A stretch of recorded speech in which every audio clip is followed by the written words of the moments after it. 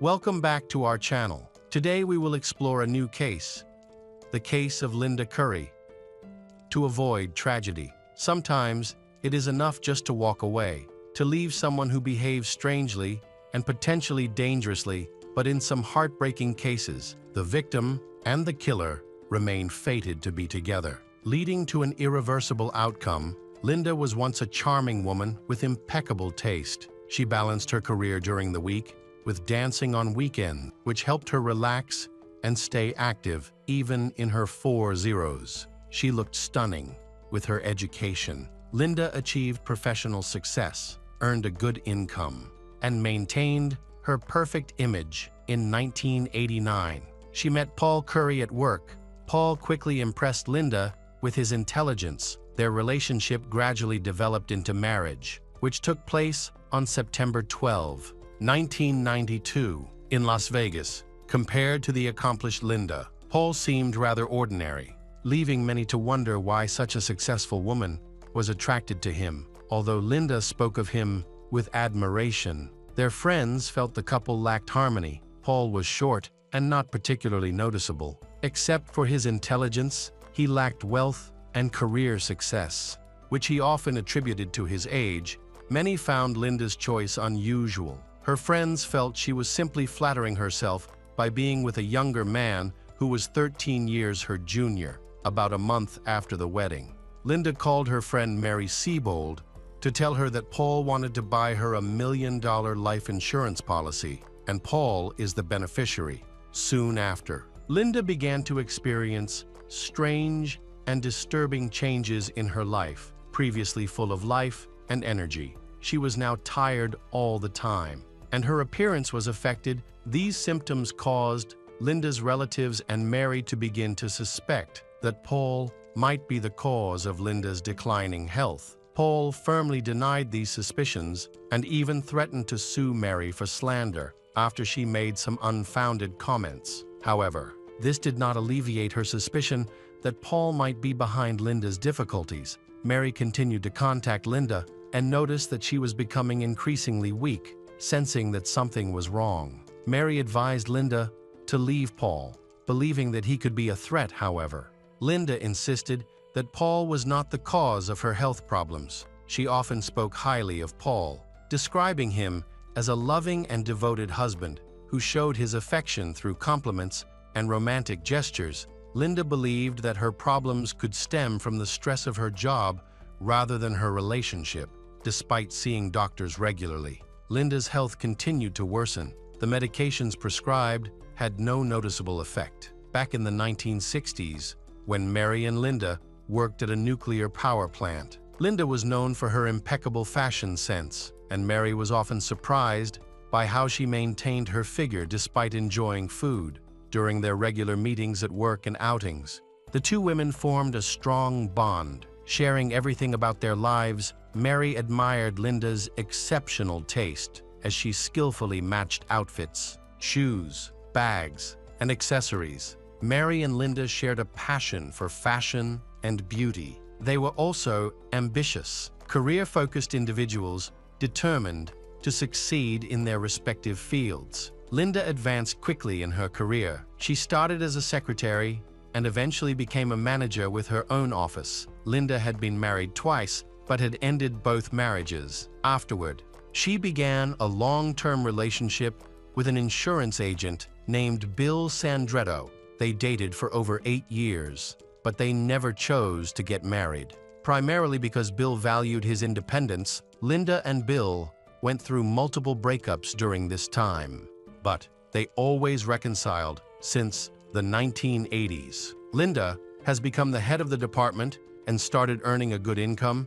Linda was enthusiastic about spending money, but she made an effort to avoid impulsive purchases. She managed her budget well and planned to make several major purchases. In addition to maintaining her fashionable appearance, she bought a car and a spacious house in San Clemente, California. This house was the dream home she had envisioned for many years. Finally, she was able to buy it for herself, marking a significant milestone that confirmed her success. This achievement filled Linda with pride. In early 1989, Around the time of Linda's 45th birthday, her relationship with Bill came to an end. Paul, a consulting engineer hired at her company, frequently encountered her. He had a background in nuclear engineering and was a young professional with experience in power plant safety organization. However, he was seen as somewhat eccentric and quickly earned a reputation for being selfish and arrogant.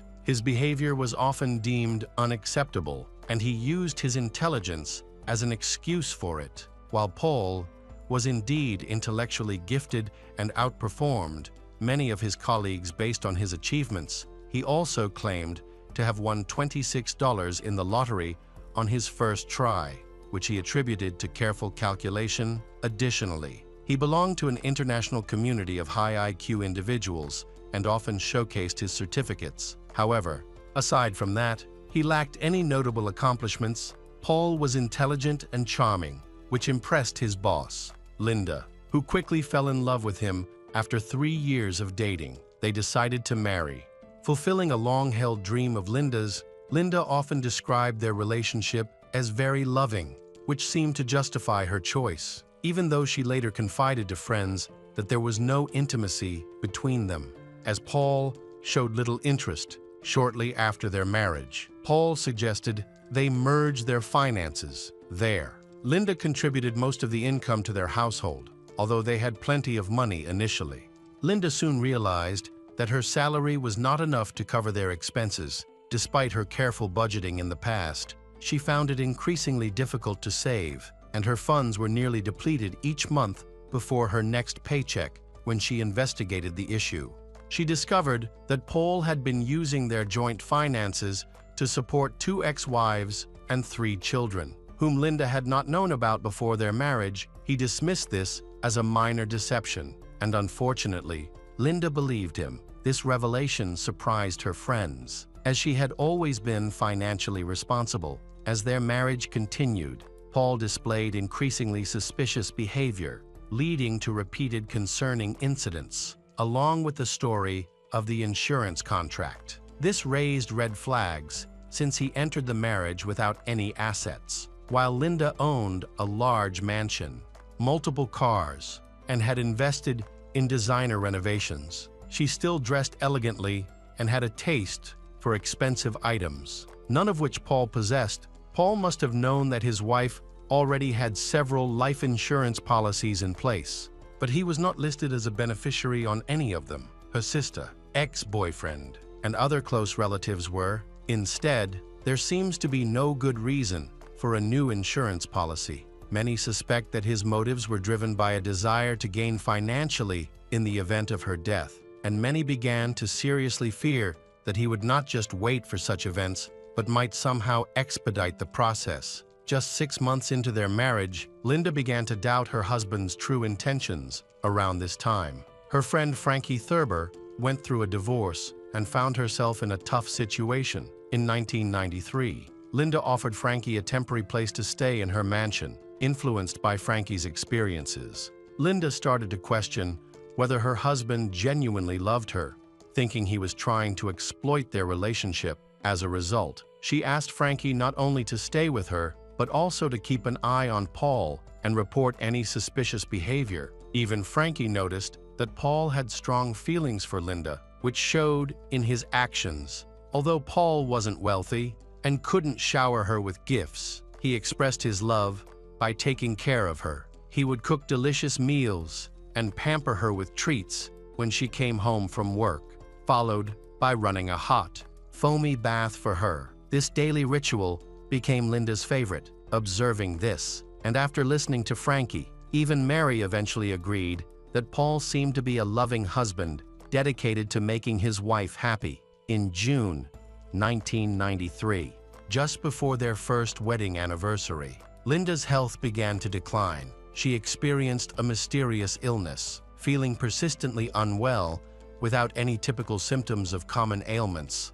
like a cold. Instead, she suffered from ongoing stomach issues. Her condition worsened rapidly, and within a few days, she was hospitalized. By then, Linda was unable to get out of bed, shocking everyone around her, including her doctors. as she was once a healthy and vibrant 45-year-old woman, despite extensive examinations. The cause of her illness remained undetermined. In early July 1993, Linda was admitted to a hospital in Samaritan due to gastrointestinal problems. She was given a private room and assigned a qualified nurse for her care. Paul, her husband, stayed by her side and did everything he could to support her. 2 days after the admission, the nurse connected Linda to an IV for hydration and briefly left to attend to another patient. When the nurse returned, she noticed something alarming. The saline bag appeared unusually dark. The fluid looked cloudy and slightly yellowish, suggesting that something might have been added to it. The nurse quickly disconnected Linda from the IV, took the bag for lab analysis, and reported her findings to the hospital management. On that day, Linda received a visit from her ex-boyfriend, Bill, who was shocked by her frail appearance. Linda looked emaciated, as if she was struggling to survive. Within a week, she decided to go home, despite having difficulty walking, and was discharged from the hospital. However, her happiness was short-lived. Just 21 days later, she was readmitted due to a stroke. Linda nearly died, but was saved at the hospital. Subsequently, an analysis of her IV bag revealed a dangerously high dose of the painkiller lidocaine, which should not have been present for intravenous use. The medical center's management contacted the police, prompting an investigation that focused on one suspect, Paul, who was accused of attempting to poison his wife. Despite these alarming developments, Linda maintained that she loved Paul and had no plans to leave him. Did she realize that he might be the poisoner? It's possible that she simply pushed such thoughts away and didn't want to believe them. Meanwhile, her friends and family rallied against Paul, urging Linda to end the relationship for her safety. Nevertheless, she chose to stay with him. Linda eventually recovered from her mysterious illness, but the investigation into the poisoning stalled without any conclusions. Just 5 months later, in December 1993, Linda fell ill again with the same mysterious illness that doctors could not diagnose. Paul took her to a different hospital in Mission Viejo, where no one knew him, although he expressed distrust in the local specialists. The doctors there largely repeated the same diagnoses and conclusions as before. It appeared that Linda was being poisoned slowly. The medical staff also began to suspect her husband, who was always nearby. A nurse was assigned to monitor and care for Linda. She secretly communicated with Linda and warned her that her husband might have ulterior motives. A few days later, a similar incident occurred to one that had happened 5 months earlier. The nurse had briefly stepped out, leaving Paul alone with Linda. When the nurse returned, Paul was missing, and the IV drip bag looked different. It was later analyzed and found to be contaminated with unknown substances. The medical staff was already suspicious of Paul, believing he might be involved in an attempt to harm Linda to ensure her safety. They even placed a warning sign at the entrance of her room, with the content prohibiting Paul Curry from entering without an escort. The police were called back to Linda's room, where she explained that Paul had significant credit card debts, yet she insisted he was a wonderful, devoted, and loving husband. She maintained that he was very kind and could never harm her. It was possible that both medical institutions had misjudged the situation. When investigators interviewed Paul, he insisted that he had no idea what was happening to his wife and was simply waiting for her recovery. However, case records revealed a troubling discovery during searches of their mansion. In Paul's room, on his dresser, were all the life insurance policies taken out on his wife. This raised suspicions after Linda was discharged from the hospital. She spoke with Frankie, who confirmed that she had not placed the documents there, which meant Paul had done it. There was no one else involved. It was evident that Paul aimed to profit from her death. Despite this, Linda did not believe he was capable of such a terrible act. Nearly 6 months later, on June 9, 1994, Mary received an email from Paul informing her that Linda was feeling worse than ever and that an ambulance had been called. He believed Linda was dying and urged Mary to come and support her later. Around midnight, Paul called 911, claiming he had awakened to find his wife not breathing. In subsequent conversations with Linda's family and the police, he maintained that he sensed something was wrong, saw that Linda was barely breathing, and tried to perform artificial respiration, but she did not respond, prompting him to call for emergency help. By the time Linda arrived at the hospital,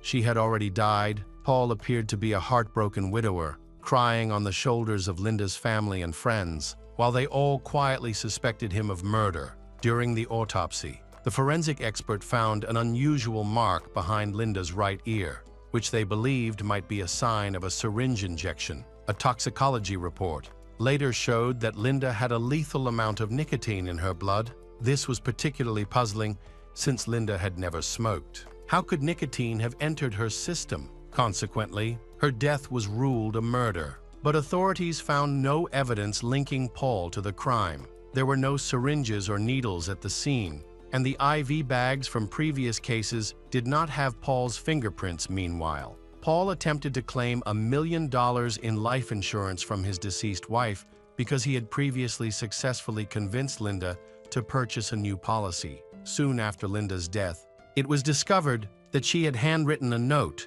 leaving half of her estate to her sister. This infuriated Paul, who sought legal advice to claim the entire inheritance, but he was unsuccessful. Everything had to be divided. In the end, Paul Curry collected $419 from Linda's 2 life insurance policies and her retirement plan. It also came to light that all of Paul's educational and professional credentials were forged. Even the supposed International Organization of Intellectuals was a scam. He hadn't even graduated from college. As a result, he was fired from his job.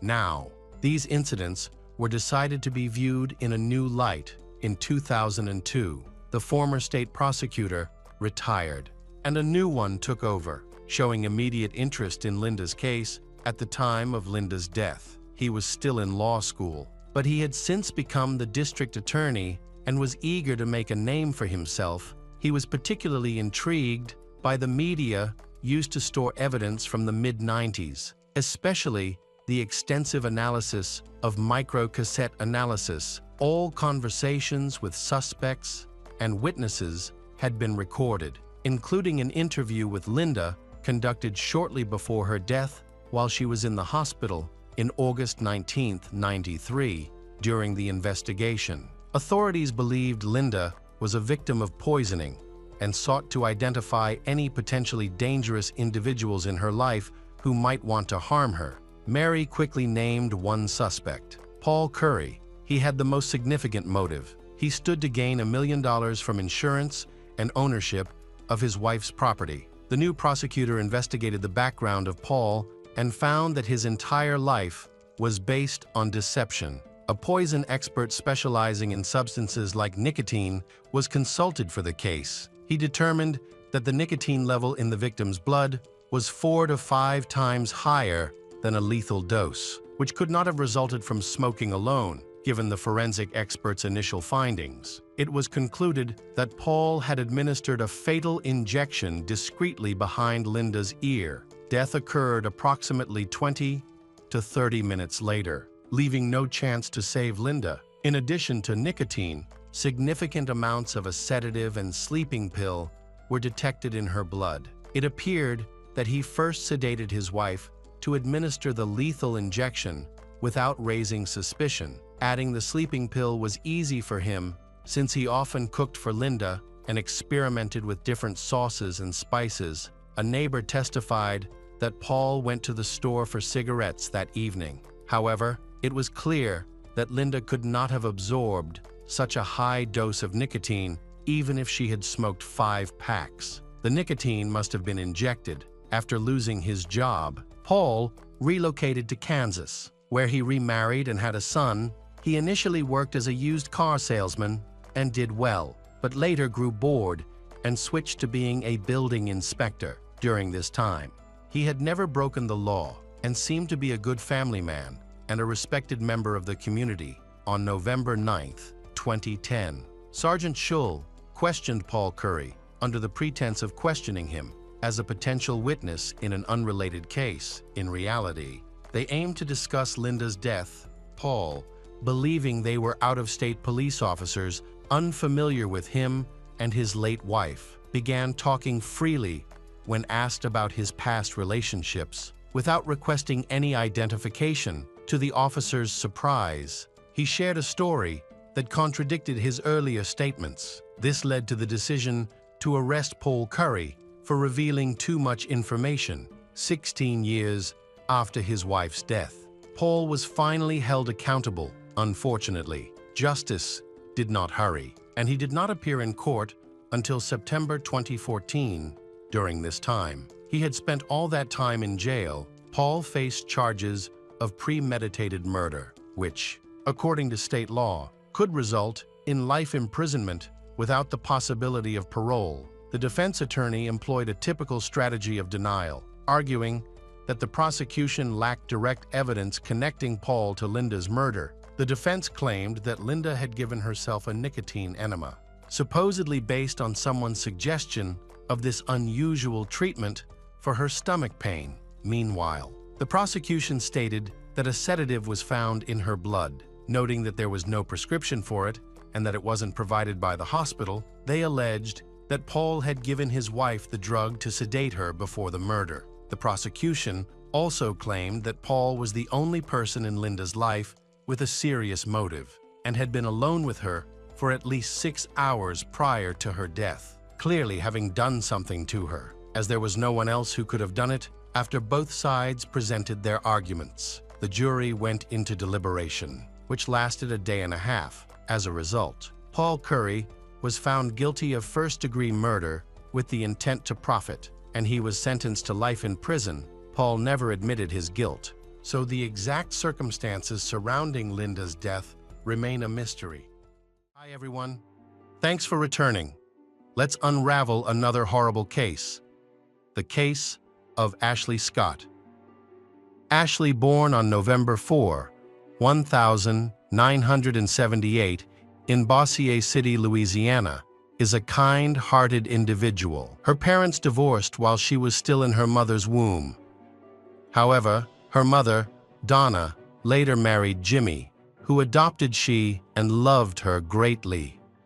Jimmy had a biological daughter named Kia from a previous relationship.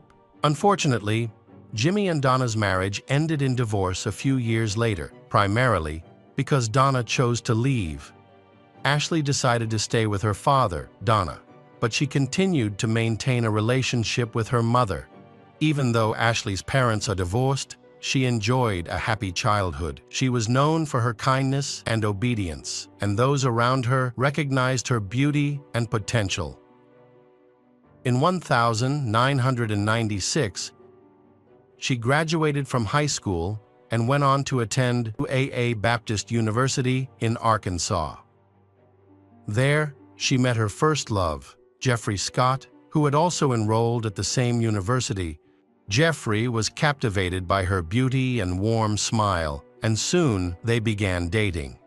They are a beautiful couple, often holding hands and enjoying time together. Ashley's friends admired her and believed she had found a wonderful partner, as she often shared stories about how sweet and kind Jeffrey was and how fortunate she felt to be with him. In 2000, Ashley received the college degree she had always dreamed of.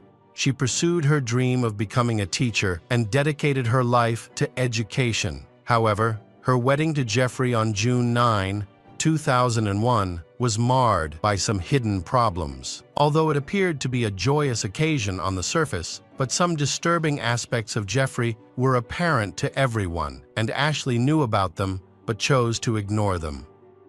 A year prior to the wedding, Ashley had written to her sister, stating that she could no longer maintain communication with the family and requested they respect her choice. As a result, her family was not invited to the wedding. Ashley's friends were surprised to see that most of the guests were from Jeffrey's family, even though Ashley's family is very close and large. Initially puzzled, they later understood the situation. Her family disapproved of Jeffrey, and he made no effort to win them over. Underneath his friendly exterior, he often speaks ill of her family and acts inappropriately. Jeffrey offended those close to Ashley and believed he had every right to do so. What was most surprising was Ashley's reaction. It seemed like she was making excuses for his behavior. At the wedding, Jeffrey insulted some of her friends again and acted arrogantly. After they moved to Cordova, a suburb of Memphis, Tennessee, Ashley's relationships with many people began to deteriorate. The darker side of Jeffrey started to show. After the move, he began working as a computer systems technician at his father's company, while Ashley became an English teacher at a middle school. Everyone praised her. She was seen as beautiful, cheerful, intelligent, and sociable. She loved her job and her students. Paul Dealey, a colleague, later described her as an experienced teacher. He mentioned in court that she was the main reason he looked forward to going to English class each day. He admits that school was the only place she felt safe and loved. It was where she could escape from Jeffrey. As time went on, the relationship between Ashley and Jeffrey worsened, and her connection with her family nearly fell apart. She refused to discuss it, claiming it was her personal choice. These were certainly influenced by her husband Jeffrey, who was a master manipulator. In the early years of their marriage, he completely controlled her and isolated her. His constant criticism, even on trivial matters, hurt her self-esteem. He tried to control she in every way possible. During this time, she only communicated with a few people, including her childhood friend, Lori. They had been friends since 5th grade and remained in touch into adulthood. In September 2006, Ashley attended a school reunion that she was excited about. While the others at the event didn't notice anything unusual about her, Lori was worried throughout the evening. Jeffrey kept calling Ashley, making it impossible for her to relax and enjoy the class reunion. He questioned her about who she was talking to, what she was wearing, what she was eating and drinking, and what conversations she was having. Essentially, he tried to control every aspect of her life. That night, Ashley confided in Lori about the nightmare she was experiencing and expressed that she couldn't continue living like this. She revealed that she was thinking about divorce and had even reached out to an attorney. Ashley also admitted that she knew about Jeffrey's affairs, including an affair with a colleague named Blair Brown, someone she used to be very close to. Over time, she had forgiven Blair, who had contacted her to reveal Jeffrey's true nature and how dangerous he could be. This class reunion became the last social event Ashley attended. After that, she was isolated for several weeks, and new bruises began to appear on her body. On November 23, 2006, at 3:46 p.m., a call was made to emergency services in Memphis, Tennessee. When 911 dispatcher answered, they were surprised by the calmness of the caller, Jeffrey Scott. He reported that his wife had passed out at 11:00 a.m., but a voice in the background said she might be dead. The dispatcher asked for clarification, and he stated that his wife had been breathing moments before, but now appeared to be dead. What was remarkable about the call was that Jeffrey did not appear distressed, his voice remaining calm throughout the conversation. Recognizing the possibility of a crime, the dispatcher immediately alerted the leadership, and police were dispatched to the scene. Within minutes of receiving a call, police arrived at the given address. Upon arrival, they were greeted by their host, Jeffrey. He then showed them to his wife's bedroom, Ashley. Inside, they found a man, Robert McGee, a friend of Jeffrey's, was performing CPR on Ashley. Dr. Robert informed the police that she was still alive, but her health condition was critical, with her pulse and blood pressure being very low. Upon closer inspection, medical responders found evidence of severe trauma. Ashley had suffered a head injury, likely caused by a blunt object. Her condition was dire. Her pupils were dilated and unresponsive to light. She also had bleeding from her mouth and nose, and many bruises. Scratches appeared all over her body, especially on her legs, chest, and back. The medical team attempted emergency resuscitation.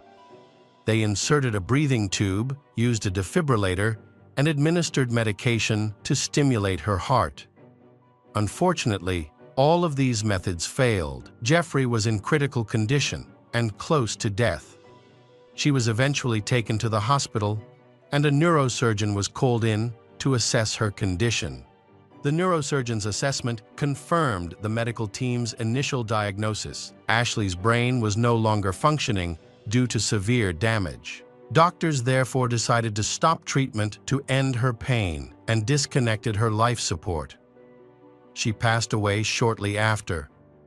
There was no doubt that Ashley had been brutally murdered. Her right ear was green, a sign often seen in people who were repeatedly hit in the same spot. A man's shoe print on her back suggested that someone had stamped or even jumped on her. Furthermore, her body showed multiple bruises at different stages of healing, indicating that she had suffered repeated abuse. Meanwhile, police were questioning two individuals, Dr. Robert and Jeffrey. Robert cooperated with the investigation, sharing what information he knew about the incident. He revealed that he had received a call from his friend Jeffrey at 2:30 p.m. He and Jeffrey had been friends since college and kept in touch occasionally. Jeffrey explained to he that Jeffrey and his wife had been drinking the night before, and afterward, she hadn't been feeling well. When she didn't wake up the next day, Jeffrey sought his help, although busy at the time, but he went to their house where he found Jeffrey next to Ashley, who showed no signs of life. Robert suspected that Jeffrey and Ashley had an argument and that something unfortunate had happened, which they wanted to keep quiet. That was why they contacted him. He was aware that they was facing difficulties and each reacted differently. Ashley had turned to alcohol as a means of relieving stress, while Jeffrey became angry and often lost control, hitting Ashley. When Robert examined Ashley, he realized that the situation was much more serious than he had initially thought. Unfortunately, Ashley had little chance of survival and required urgent medical attention immediately.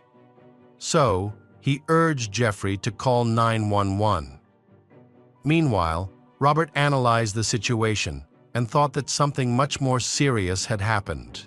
He suspected that a crime had been planned. When speaking to the police, he admitted that he had deliberately kept Jeffrey at the scene to prevent him from escaping. Jeffrey remained completely emotionless throughout the entire ordeal. He appeared unconcerned about the fate of Ashley, the woman he once loved. When questioned by the police about what had happened, he explained that the previous night had ended in an argument. The reason for the fight was his discovery of the messages exchanged between his wife, Ashley, and another man, which led him to believe she was having an affair. Feeling betrayed, he admitted that he had beaten his wife once. Following the altercation, Ashley stumbled and fell due to her intoxication. According to Jeffrey, she faced severe alcoholism and often acted irrationally. He lost patience with her frequent tantrums. In a fit of anger, he asked her to leave the house. It was not uncommon for Ashley to sleep in the garage on such nights. The next morning, he found her still asleep in the garage and, feeling a pang of sympathy, carried her back into the house and laid her down on their bed. However, as the day went on, Ashley still hadn't woken up. Jeffrey realized something was wrong and attempted to revive her himself. He then called a friend named Robert, who was a doctor, to come to the house. However, the police did not believe his account. When they arrived, Ashley was covered in bruises from head to toe and had severe injuries to her face and head. Even if she had been drunk and fallen, she wouldn't have sustained such extensive injuries. It was evident that she had been assaulted. Jeffrey was arrested and charged with aggravated assault, and once the autopsy results were released, the charge was elevated to first-degree murder. The pathologist's report revealed that Ashley died from a subdural hematoma on the right side of her brain. Such injuries occur from a significant blow to the head, causing the brain to collide with the skull, which leads to severe bleeding and swelling that cuts off the oxygen supply. This process causes parts of the body to weaken, causing extreme pain. Tragically, she could have survived if help had arrived within the first few hours. Additionally, over 50 hematomas of varying colors and densities were found on her body, confirming that she had been repeatedly attacked. It's difficult to fathom the pain she experienced. The saddest thing is that the person who caused this pain was her husband, Jeffrey, the person who was supposed to protect her. After Jeffrey's arrest, detectives examined the crime scene and found signs of a struggle throughout the house. Items were scattered, furniture was turned over, and a broken vase was in the living room. On the kitchen table, near a laptop, are printed text messages between Ashley and her lover. These text messages support Jeffrey's testimony about the cause of the crime. In the garage, officers discovered bloodstains on the floor. Inside her car, they found women's clothing and personal items, including a handbag with her documents and passport. It seemed that she had been planning to escape, but did not succeed. Officers then interviewed family members and friends, uncovering unexpected details about their lives and the circumstances surrounding the incident. Unfortunately, Ashley is having a difficult time in her relationship with her husband, Jeffrey. From the very beginning, they believed that their relationship would turn out well. However, he quickly became abusive, making her life extremely miserable. Lori's testimony became very important to the investigation. Detectives were interested in what Ashley's family and friends had to say. Through their conversations, they gathered a lot of useful information. Lori also shared that just before Ashley's death, Jeffrey had called her multiple times to complain about his wife. He claimed that Ashley drank heavily, lost her balance, and frequently fell, which explained the bruises on her body. However, the next morning, Ashley would not remember these incidents and would blame Jeffrey instead. He believed that Ashley's increasing alcohol dependency was due to their mutual friend Blair, whom he accused of corrupting Ashley and turning her against him. Jeffrey also expressed that he no longer wanted children because he felt disgusted by Ashley after everything that had happened.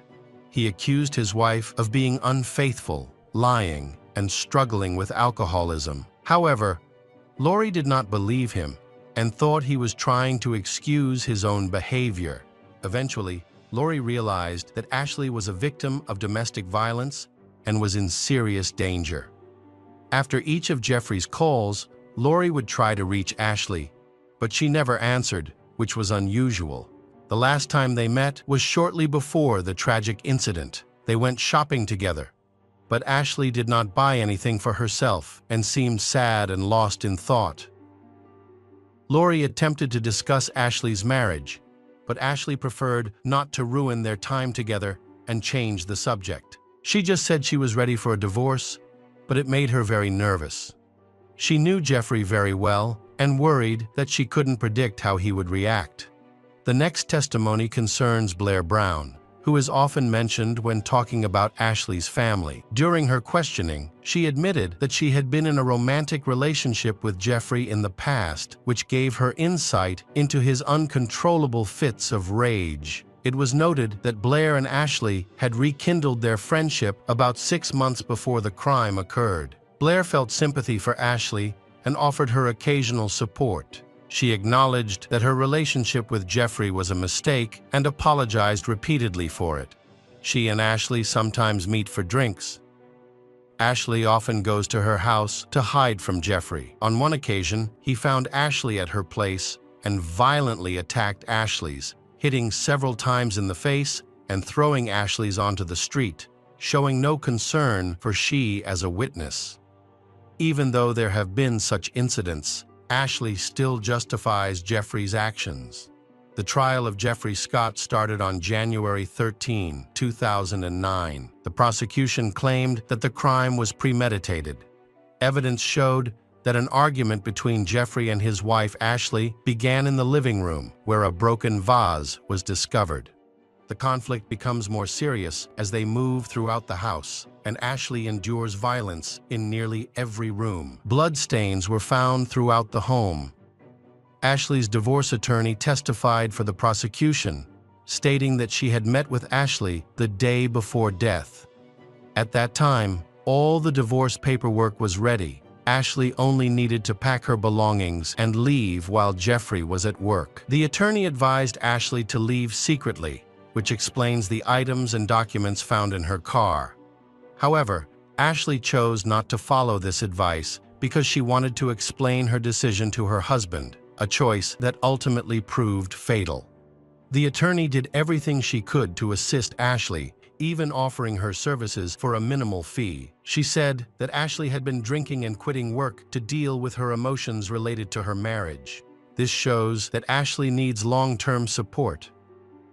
To ensure Ashley's safety, they communicated in secret, as Jeffrey controlled all phone calls. They met in public places or used payphones for their conversations. Witnesses reported seeing scratches and bruises on Ashley, which she tried to hide with makeup. Some people knew the source of her injuries, but felt powerless to intervene. In their final report, medical examiners noted that Ashley had been frequently kicked. It appeared that Jeffrey had pushed her to the ground and stomped on her, leaving old bruises on her back and legs. The defense team for Jeffrey worked hard to have the charge reduced to a second-degree crime. The attorney tried to make Ashley look bad, portraying her as an alcoholic and emotionally unstable. Their strategy was to convince the jury that Jeffrey also had a difficult time in the marriage. They discredited she, who couldn't defend herself because she was deceased. It came to light that in 2005, Ashley had received a drunk driving fine. Meanwhile, Jeffrey said he wanted to save their marriage. He bought a new house and was ready to have children, while Ashley had and sent intimate pictures to your lover. Regarding the crime, Jeffrey said that he lost control, realized that all his efforts were in vain, and that Ashley had found someone else. He expressed his regret to his wife's family, saying that he regretted the pain he caused them. He mourned her loss and prayed for her soul. However, during the trial, it was mentioned that after his arrest, he did not inquire about his wife's well-being. Instead, he simply wanted to know the outcome of a recent football game. His attorney have adopted controversial tactics, even arguing that Ashley's injuries were largely caused by seizures brought on by alcohol withdrawal. To support this claim, an independent expert was brought in. In response, the assistant county medical examiner was called to testify. He reviewed evidence from the autopsy, describing Ashley's injuries in detail and stressing that her cause of death could not have been a fall. The prosecutor said that the defense's claim that the crime was committed accidentally was unreasonable. It was evident that Ashley wanted to escape from Jeffrey, her abuser, but out of love for her husband, wished to end things peacefully. Meanwhile, Jeffrey attacked her and hitting her repeatedly. He understood that he was causing great suffering to his wife. He ultimately finished the attack in the garage, where she lost consciousness. He saw how badly she was hurt, but chose to ignore it and failed to call for medical help right away. The prosecutor maintained that he intended to kill his wife. However, a new clue suddenly appears.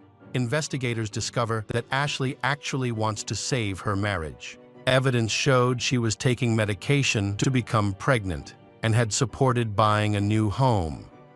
She might have felt so trapped in the toxic relationship that she couldn't envision life without Jeffrey. Nevertheless, she eventually made the choice to leave. It's possible she hoped to leave without causing a rift, waiting for her husband to promise he would change and that everything would be okay. Victims of abuse often hold on to such unrealistic hopes. On January 19, 2009, Jeffrey Scott was found guilty of a second-degree crime. Even the judge disagreed with the jury's verdict. He criticized the jury for having voted 12 yes and 1 no on the original charge. One juror did not believe Jeffrey was guilty. Under state law, A unanimous verdict is necessary for a first-degree conviction. Ashley's family was also devastated. Jeffrey will serve 25 years in prison without the possibility of parole. Many feel this punishment is insufficient for someone who tortured a woman for years, isolating her from others, brainwashing her, and making her believe that she and her family were unworthy of being in his life.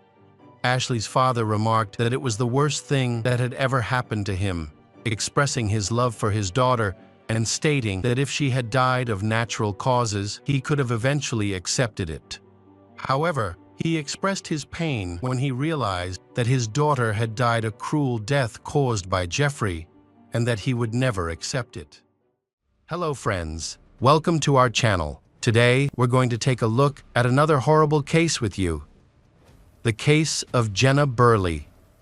Jenna Burley was born on November 4, 1994 in Harrisburg, Pennsylvania, the state capital. Her parents, who had a strong marriage, met while studying at the University of Pennsylvania and have been together ever since. Jenna grew up in a loving environment from a large Catholic family. She loves animals and has a strong desire to help not only her younger siblings, but also others in need, which has motivated her to participate in various volunteer activities. Jenna is a kind, cheerful, and sociable girl. In August 2013, Jenna graduated from high school and chose to attend college in Florida. She was accepted to Temple University, where she quickly became involved in campus life. Jenna joined the women's community, fighting for girls' rights. For her, this was an exciting new chapter in her life. She maintained a close relationship with her family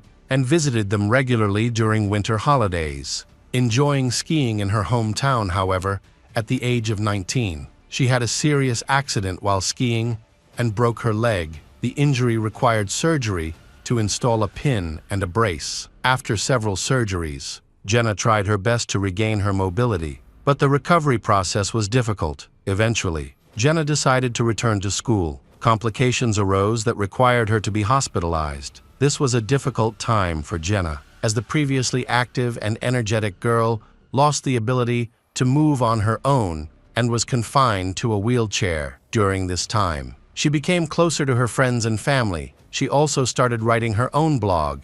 In 2014, she published many articles that addressed many social issues and life in a positive way. Jenna aspired to be a designer or ecologist and shared her interests on social media. By 2015, she had realized her long-held dream of creating designer jewelry. She opened a small online store and donated 20% of her earnings to charity. After her trauma, Jenna struggled with her mental health, experiencing a significant depressive episode that led to a stay in a psychiatric hospital. During this time, she wrote about her battle with depression, anxiety, and attention deficit disorder on her blog. Determined not to waste her time recovering at her parents' house, she focused on her studies and graduated from a local college in Montgomery in 2015. Throughout this time, she kept in touch with friends and slowly began to heal.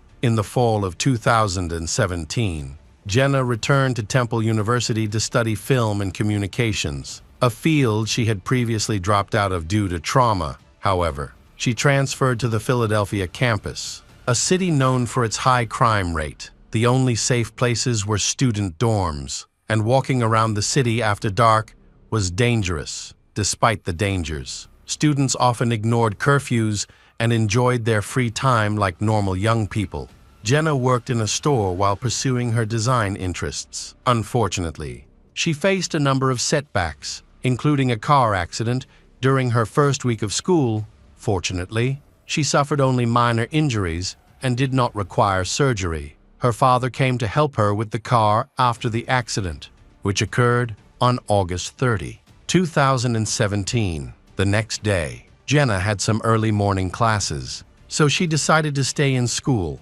That Wednesday, her roommate, Davis Train, was throwing a birthday party for a friend. The party coincided with Wild Wednesday, a college tradition that the university community celebrates every week on Wednesdays. Students usually gather at local bars after class to enjoy the evening, since Jenna's father was visiting. He spent the evening at a restaurant with her before taking her to the party with her friends. It was Jenna's first Wild Wednesday, and she was excited to be a part of it. Jenna spent the evening with several classmates and went to several bars with them. The last place Jenna was seen that night was a sports bar, just a block away from the college campus. The small bar was packed with students. She was there with friends, including Davis. He left around midnight, but had planned to meet Jenna after she finished partying. However, she never showed up. Around 1 in the morning, as the bar was about to close, the group of drunk students began to disperse after returning home. Davis fell asleep while waiting for Jenna to call. When he woke up in the middle of the night and realized Jenna wasn't home, he began to worry. He rushed to his phone and saw several messages from Jenna, including one asking for help, which scared him. He quickly responded, but his message remained unread. Jenna did not return his calls, and since the bar was closed, he thought she might have returned to campus in a taxi. However, Jenna was still missing. He tried calling other students who had been with her that night, but most were either asleep or unaware of what had happened. From the comments of his friends, Davis realized that Jenna was in danger on the streets of Philadelphia. Concerned, he decided to contact Jenna's parents. They understood the seriousness of the situation.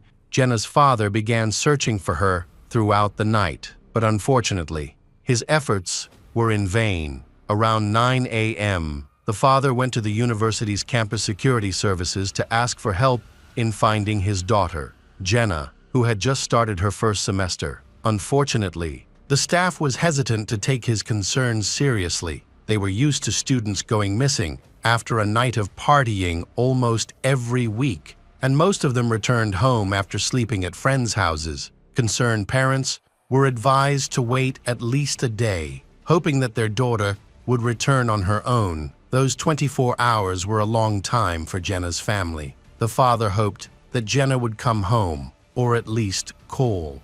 But his phone remained silent. The next day, he contacted university security again. Officers finally responded to his report, worried. They first reviewed the recordings from the campus surveillance cameras. They discovered that Jenna had not returned to her dorm that night. Officers began interviewing friends and acquaintances of Jenna's who had been with her at the bar. Through these conversations, they learned what she had been wearing on the night of her disappearance. It was clear that Jenna had disappeared off campus, in an area not covered by university security. As a result, the police were brought in to assist in the case. They worked together to investigate the circumstances surrounding Jenna's disappearance. A text message Jenna sent to Davis was alarming. It said she needed help, but did not provide any specific details. The police quickly realized the seriousness of the situation and that they needed to act quickly. They began tracking the geolocation data of Jenna's cell phone. The last time it was active was at a bar around 2 a.m. When Jenna sent a text message to Davis, the police went to the bar to talk to the bartender. An employee recognized Jenna from a photo the police showed him. He reported that she had been sitting at a table until closing time after her friends left. She spent most of the time alone, looking upset. It seemed like she was waiting for someone or hoping for a response to her text. As she kept checking her phone, unfortunately, it seemed she didn't get any messages. At around 1:30 a.m., a muscular stranger approached her, whispered something in her ear, and sat down at her desk. They drank and began talking. At 2 a.m., the bar closed, the stranger left, and Jenna followed him. The man had probably offered to help her, to give her a ride to school. Jenna probably felt like she had no choice but to accept. The bartender noticed that they were both quite drunk, but neither of them were aggressive or tried to force her to do anything. The bar's surveillance footage corroborated the bartender's story. The police spoke to other employees, and one bartender recognized the man as a regular named Joshua Huppaters. He even had Joshua's phone number. With this information, the police quickly called Joshua, who was likely the last person Jenna had contact with. However, he did not answer, so they left him a voicemail about the situation. The police wanted to speak to him directly. As he could provide important information about Jenna's whereabouts and was an important witness to the investigation, the police began searching for him to ask questions, checking all nearby hospitals and locations where Jenna might be, but she was nowhere to be found. Joshua eventually called the police back after receiving their voicemail. He apologized, explaining that he had slept most of the day after a night at the bar. He claimed that he had had too much to drink. He also did not remember whether he had been drinking alone or buying drinks for others. He did not remember who he spent time with that night. When questioned about Jenna, Joshua claimed that he did not know with Jenna. He tried to convince the police that he did not know who they were referring to. The bartender later confirmed that Joshua was not drunk enough to forget what happened in the bar. Although they had consumed quite a bit of alcohol, they were still on their feet and able to move around, making amnesia unlikely. Joshua buying drinks for Jenna suggests that he may have had an interest in her. Police discovered that he lived just a few minutes' walk from the bar. Police easily located the room he was renting, but had difficulty when Joshua would not open the door. They contacted the apartment owner, who quickly assisted the police by using her key to let them into the room Joshua was staying in. Upon entering the room, the police found Joshua's room to be quite messy, filled with all kinds of papers and documents. During the search, they found a pair of men's shoes with a drop of blood on the heel, along with a roll of toilet paper with a dark red stain that resembled blood. However, the police needed a search warrant to collect evidence for further investigation, so they had to leave the apartment and go to the police station to get the necessary warrant. Meanwhile, Joshua again did not answer the phone because the police lacked concrete evidence against him. Obtaining a warrant could take some time. Police began to suspect Joshua as the prime suspect in the case. During further investigation, police learned that Joshua was 29 years old and born on February 27, 1980. Joshua's father had been murdered in the Philadelphia suburbs, and the case remained unsolved given the circumstances. Joshua may have developed mental health issues. Family friends have mentioned that he struggled after his father's death. However, the police have more troubling suspicions about him. Joshua has a lengthy criminal record that includes drug dealing, alcohol-related offenses, theft, and drunk driving. However, there are no other incidents of violence or assault in his past. On September 1, a young man named Jack Miley contacted the police. Claiming to be a friend of Joshua, he said that, on August 30, he and Joshua had gone to a bar to meet girls. Jack left the bar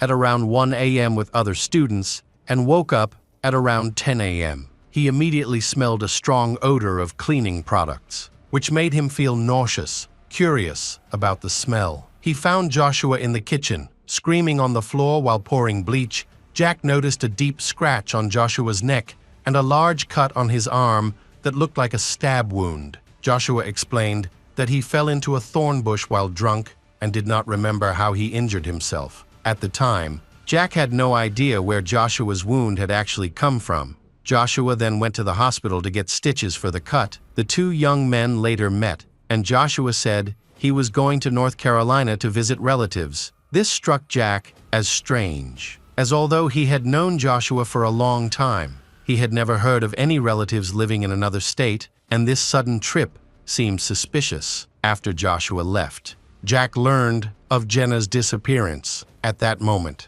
he realized that Joshua's injuries and the blood in the house could be related to Jenna's disappearance, prompting him to go to the police. Due to many inconsistencies in Jack's testimony, the police began to suspect that he was involved in Jenna's disappearance. He could indeed be involved in the case because he was at the same bar as Joshua and lived with him. Jack was asked by the police to contact Joshua and find out the truth about that night. However, Joshua continued to ignore his phone calls. After a few days, Joshua's phone finally worked, and he answered. He quickly denied Jack's story, saying that he was in South Philadelphia and had not yet arrived in North Carolina. He agreed to meet the police at the station, but unfortunately, he never showed up and disappeared again. To gather more information, FBI agents joined the investigation. They monitored the general area where Joshua had spoken to the police, locating him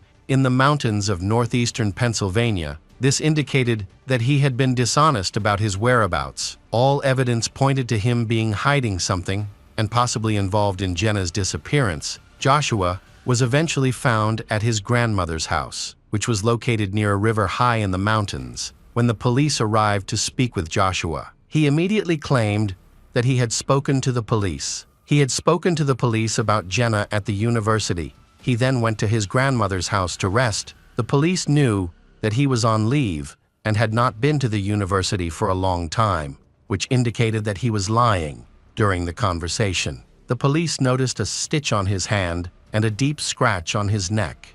As Jack had mentioned, when asked how he had been injured, Joshua said that he had been injured while breaking a cereal bowl. However, the wounds were in areas that did not match his explanation, suggesting that he was not telling the truth. The police then took Joshua and his grandmother to the police station. During the examination, the police discovered deep cuts on his hands, some of which had been stitched up. Their suspicions, combined with inconsistencies in Joshua's testimony, led them to obtain a search warrant for his room near the school. Inside, they found broken plates, including a cereal plate, but no blood on them. In other areas of Joshua's room, they found suspicious, dark red stains, especially on the kitchen sink, trash can, and kitchen knife blade. It appeared that he had tried to clean up, but failed to do so completely. In addition, the police found a black hair tie.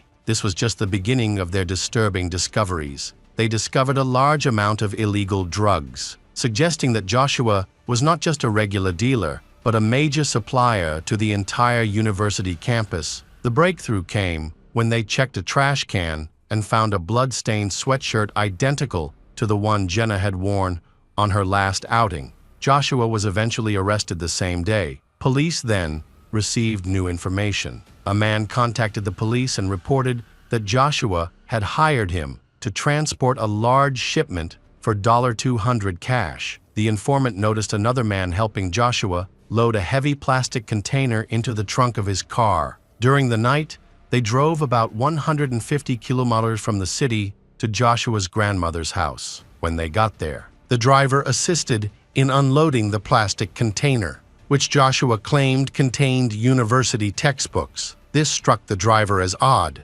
Joshua stated that he was transporting textbooks and clothes, and that his cousin had helped transport a container. Police were then contacted by a man named George Stobo. George went into the barn to check for snakes in the corner of the barn. He discovered a plastic container, which, when opened, revealed the body of a dark-haired girl. George immediately called the police. Officers went to George's house and found Jenna's body. The body was in a terrible state, with 140 wounds that showed signs of brutal beatings. Police spoke to Joshua without revealing that they had discovered Jenna's body. He confirmed that he had moved the container to his grandmother's house, but did not admit to anything. He was nevertheless charged with murder, cruelty, and obstructing an investigation. Joshua still denies all charges against him. The medical examiner concluded that Jenna died from blunt force trauma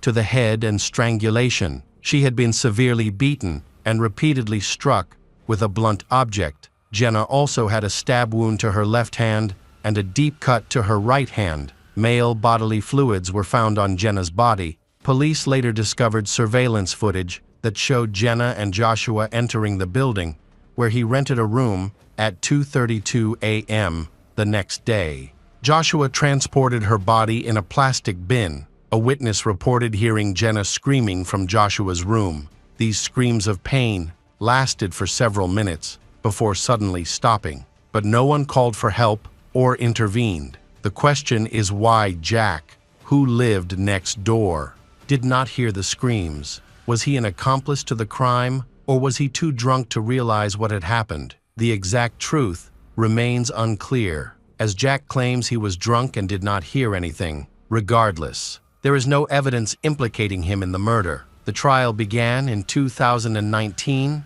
At this time, Forensic experts thoroughly examined Jenna's body and confirmed that there were male fluids on her body, indicating that she had been abused, however. Joshua claimed that their interaction was consensual. Joshua's lawyer insisted that Jack was the real culprit. However, Jack's sister testified, saying that her brother was completely unaware of the incident because he fell asleep after drinking, making it impossible for anyone to wake him up during the trial. Joshua changed his plea and admitted that he was involved in the desecration of the body, but he maintained his innocence of the murder. After deliberations, the jury found Joshua guilty of murder and related charges. He was sentenced to life without parole, plus an additional 18 years for concealing evidence. His lawyer quickly sought to appeal the sentence, arguing that police did not have the necessary warrant when they first searched Joshua's room. However, the appeal was rejected. Hi everyone, thanks for returning. Let's unravel another horrible case, the case of Teresa Ann Pohlman. The story focuses on the reunion of a mother and daughter after nearly 20 years apart.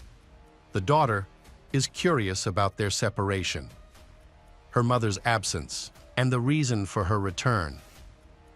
These are challenging questions that need to be answered.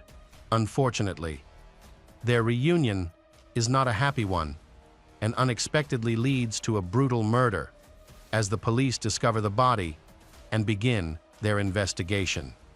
They uncover the victim's troubled past. But did the victim really deserve the fate she met? The events unfold on a summer evening at Funk Grove, a local nature reserve that attracts many visitors. Just after 6 p.m., a couple discovers a suspicious object in the grass near a walking path. As they approach, they realize it is a body lying on the ground. They quickly called the police and reported the incident. When the police arrived, they discovered the body was a woman. Her chest and neck had multiple cuts, and her face was disfigured beyond recognition. The body was sent for an autopsy to gather more details about the death. And initial examinations showed that the woman had been lying on the lawn for less than a day and likely died from blood loss due to severe injuries. The criminal acted quickly. There were no signs of a struggle on the victim's body. Forensic experts arrived at the scene and began their investigation. Their first task was to determine whether the victim was killed at that location or if her body had been moved there after death to conceal the crime. They observed no signs of a struggle nearby. The lawn looked undisturbed, however. They discovered a flattened lawn, suggesting that the victim had likely been dragged to the scene. The absence of her personal belongings suggested that a robbery had occurred, leading to her fatal injuries. The victim's face was too badly damaged to be identified, but she had a tattoo on her shoulder that read, "Lady Leo." This was the only clue the police had at the time. Toxicology tests found traces of illegal drugs in her system, further complicating matters and leading to local drug dealers as potential suspects. The body was likely dragged from the parking lot near the entrance to the reserve, which was the closest car entry point to the area. After finding no evidence near the body, the police expanded their search to the parking lot, where they discovered cigarette butts and bloodstains. A lighter found at the scene may be the only important clue to move the investigation forward, but it could also belong to someone who had nothing to do with the crime. These items need to be tested. The materials were then sent to a lab, where they confirmed that the blood found in the parking lot belonged to the victim. This showed that the police were on the right track. They also needed to analyze all the DNA evidence collected, including the many cigarette butts found in the parking lot. This analysis could take up to 8 weeks, but the police needed to keep moving forward and not waste time. The longer the investigation took, the greater the risk of losing potential evidence. It was odd that the attacker would choose such a busy location to leave the body. The trail was frequented by locals and tourists, Especially in the summer, the criminal's actions reminded police of serial killers who taunt law enforcement by leaving evidence and bodies in plain sight. This raised concerns that the attacker might strike again. It was important to locate the nearest surveillance cameras and the routes into the parking lot. However, the body had been in the woods for at least 13 hours along a busy road that had been traveled by many vehicles. The investigation would be very difficult. The police decided to change their strategy.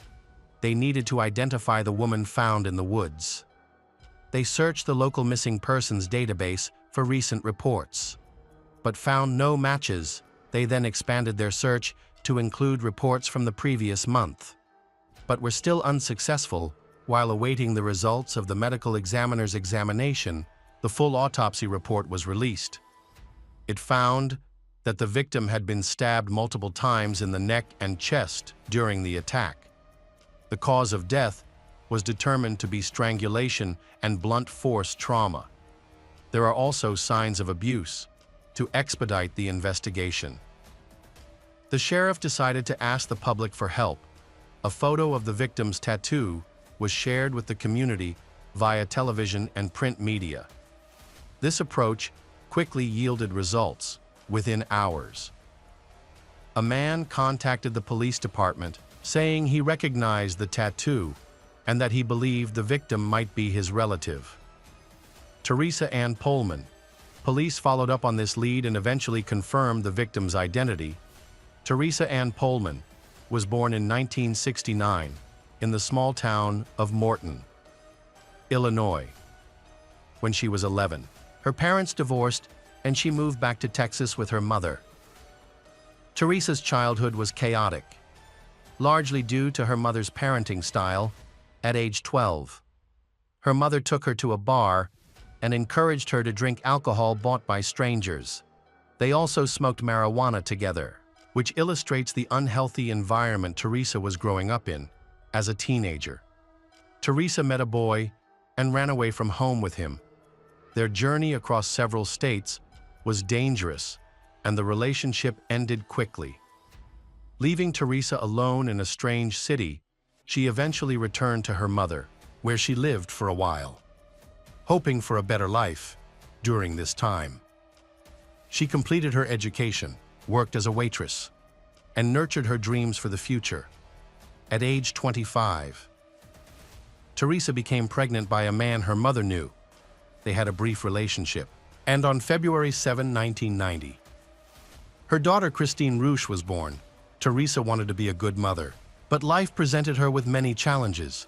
Despite her difficult temperament, she ignored the advice of a psychiatrist and refused to be hospitalized for treatment. Instead, she turned to self-medicating with various unknown drugs, none of which worked. Teresa eventually left her daughter Christine with her mother and moved to Illinois. Christine faced a difficult fate from an early age. She was sent to live with her grandmother, who struggled with alcoholism and did not provide a stable environment. Social services did not approve her grandmother as a guardian, resulting in Christine being placed with distant relatives. Fortunately, her foster family was devout and well-respected. Christine was fortunate to escape the darkness and instead enjoyed a happy, stable childhood in a loving home in a small town. During this time, Teresa completely stopped communicating with her daughter. In 2003, she met a man named Joel Ritchie, who helped stabilize her condition. As a result, she experienced fewer symptoms of bipolar disorder. The couple eventually had a son named Ryan. Joel took care of both Teresa and their child. However, the journey was not easy. Sometimes she would have breakdowns, fall into depression, become aggressive, sing, and even disappear for days. After such times, she would always call Joel to apologize. For a while, things would return to normal. These ups and downs continued for more than 5 years until the couple decided to separate in 2008. Unlike her previous experience, with Christine. Teresa chose to raise her son on her own. In 2009, Teresa thought she was lucky to meet a new man named Nick. They began a whirlwind romance, and by the end of January, she had moved in with him. They initially lived with Nick's parents before buying their own house. Nick treated Teresa and her child Ryan well. They later got married. However, the old problems resurfaced. Nick expressed that Teresa would occasionally leave, causing him great distress each time. He lost patience when he stayed home with her son, Ryan. Just over a year after their marriage, they divorced. Time passed, but Teresa still thought about her daughter, Christine. She feared that Christine would never forgive her. However, Teresa still longed for the opportunity to reconnect and talk to her daughter. Christina grew up in Bloomington, Illinois, and knew very little about her birth mother or her past. She often wondered where her birth mother was and why she had been abandoned as a child. Around the beginning of her sophomore year of high school, her adoptive parents revealed to her the abuse she had suffered as a child. This shocking news devastated Christina and turned her life upside down. Negative thoughts flooded her mind, and she became withdrawn, often arguing with her adoptive parents. As her rebellion escalated, she turned to alcohol. Her grades plummeted, and her life went downhill. Although her parents tried their best to support and guide her, their efforts were not enough. At age 16, Christina dropped out of school, spending her time smoking, partying, and engaging in reckless behavior. Her relationship with her adoptive parents deteriorated. Culminating in an unplanned pregnancy, Christine discovered that her mother, Teresa, had faced the same difficult choice she was facing. Now Christine became curious and decided to search for her biological parents when she turned 18. She wanted to understand why Teresa had abandoned her and why she had not tried to reconnect over the years. However, it is unclear whether Christine found the answers she was looking for, as in the summer of 2017. Teresa was murdered in a forest preserve. Teresa's family did not report her missing because she had planned to travel to Bloomington to see Christine previously. Teresa began dating a new man named Lady Leo and even got a tattoo with his name. Her relationship with Leo progressed rapidly, and Teresa moved in with him. Her relatives expressed concern that she had not taken the time to get to know him, which led to problems after they lived together. It was clear that she was unhappy in the relationship a few months later.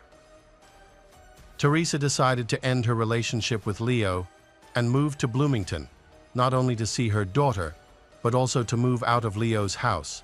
After speaking with Teresa's relatives, the police discovered new details.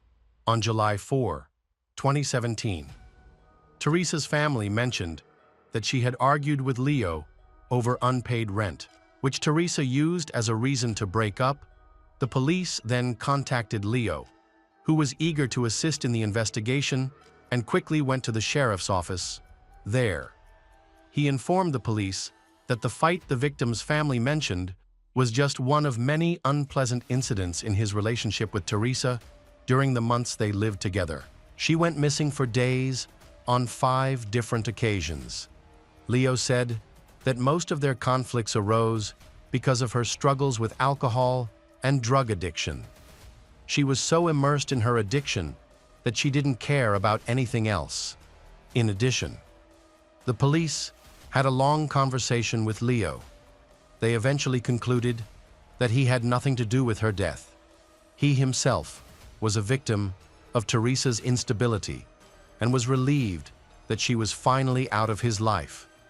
Despite the challenges in their relationship and the breakup, he was still emotional when he heard of her death.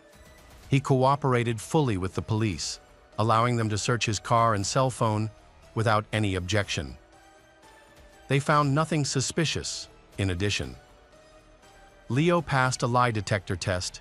He also provided the police with valuable information that helped them piece together the timeline of events. One important clue was about the hotel where Teresa was staying.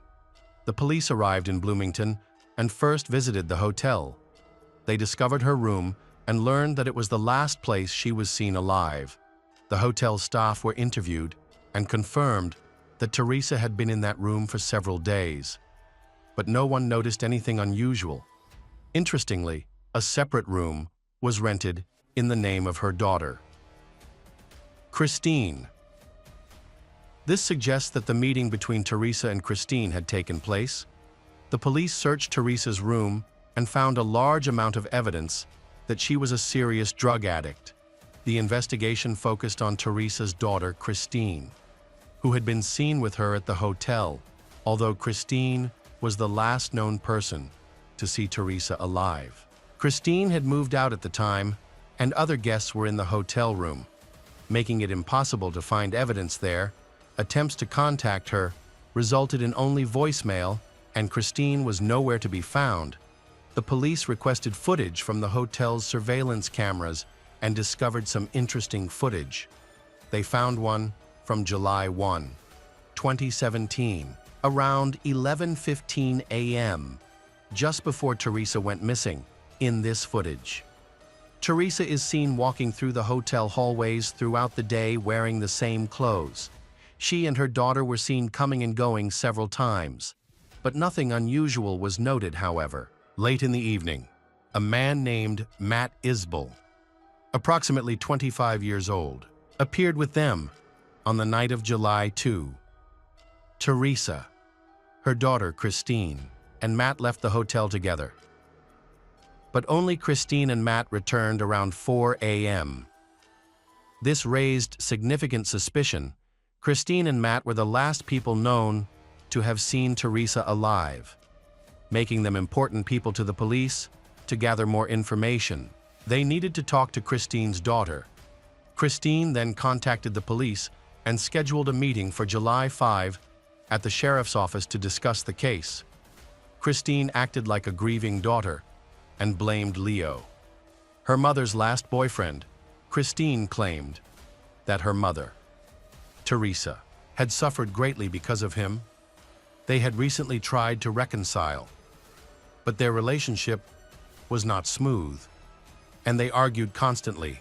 When the police questioned Christine about Matt, she described him as an old friend she had just started dating. She mentioned that she had invited him to a hotel on July 1 to spend time with her mother. According to Christine, on the night of July 2, they took her mother to Hayward, 15 kilometers from where the body was found. Christine's account was unclear. She did not explain what her mother needed in the woods. That night, her mother simply said goodbye and left, and Christine never saw her again. Her story was vague and full of contradictions, largely repeating information that the police already knew. The police suspected that Christine was hiding something.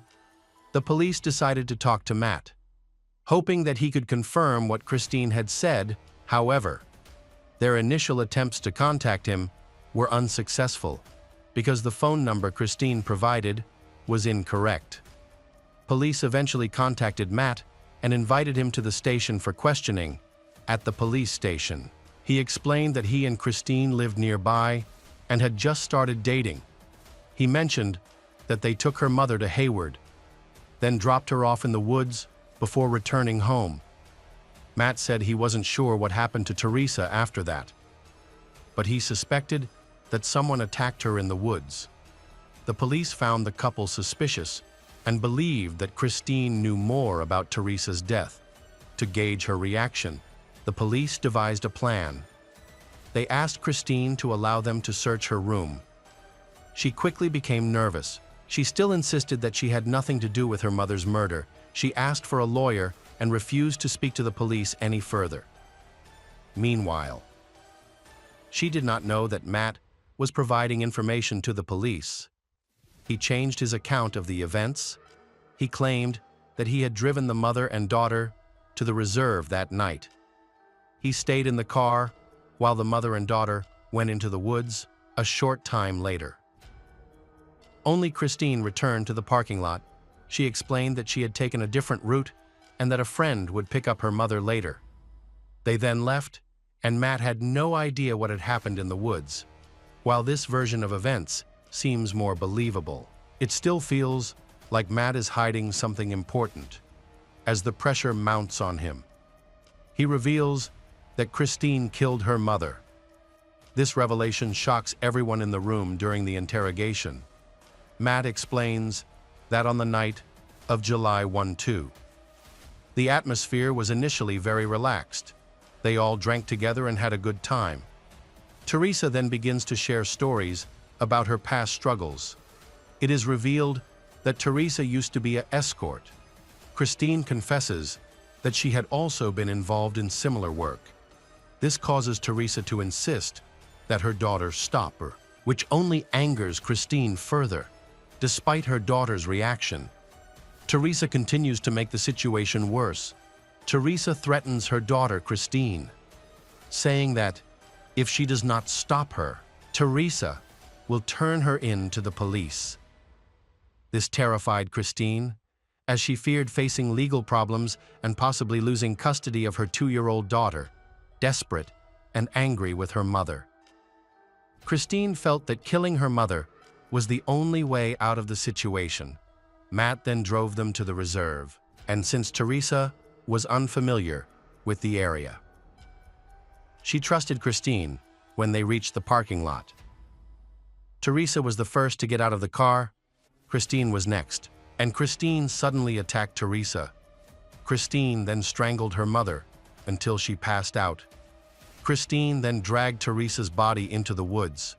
Matt did not know what happened in the woods because he stayed in the parking lot, smoking and waiting for Christine to return.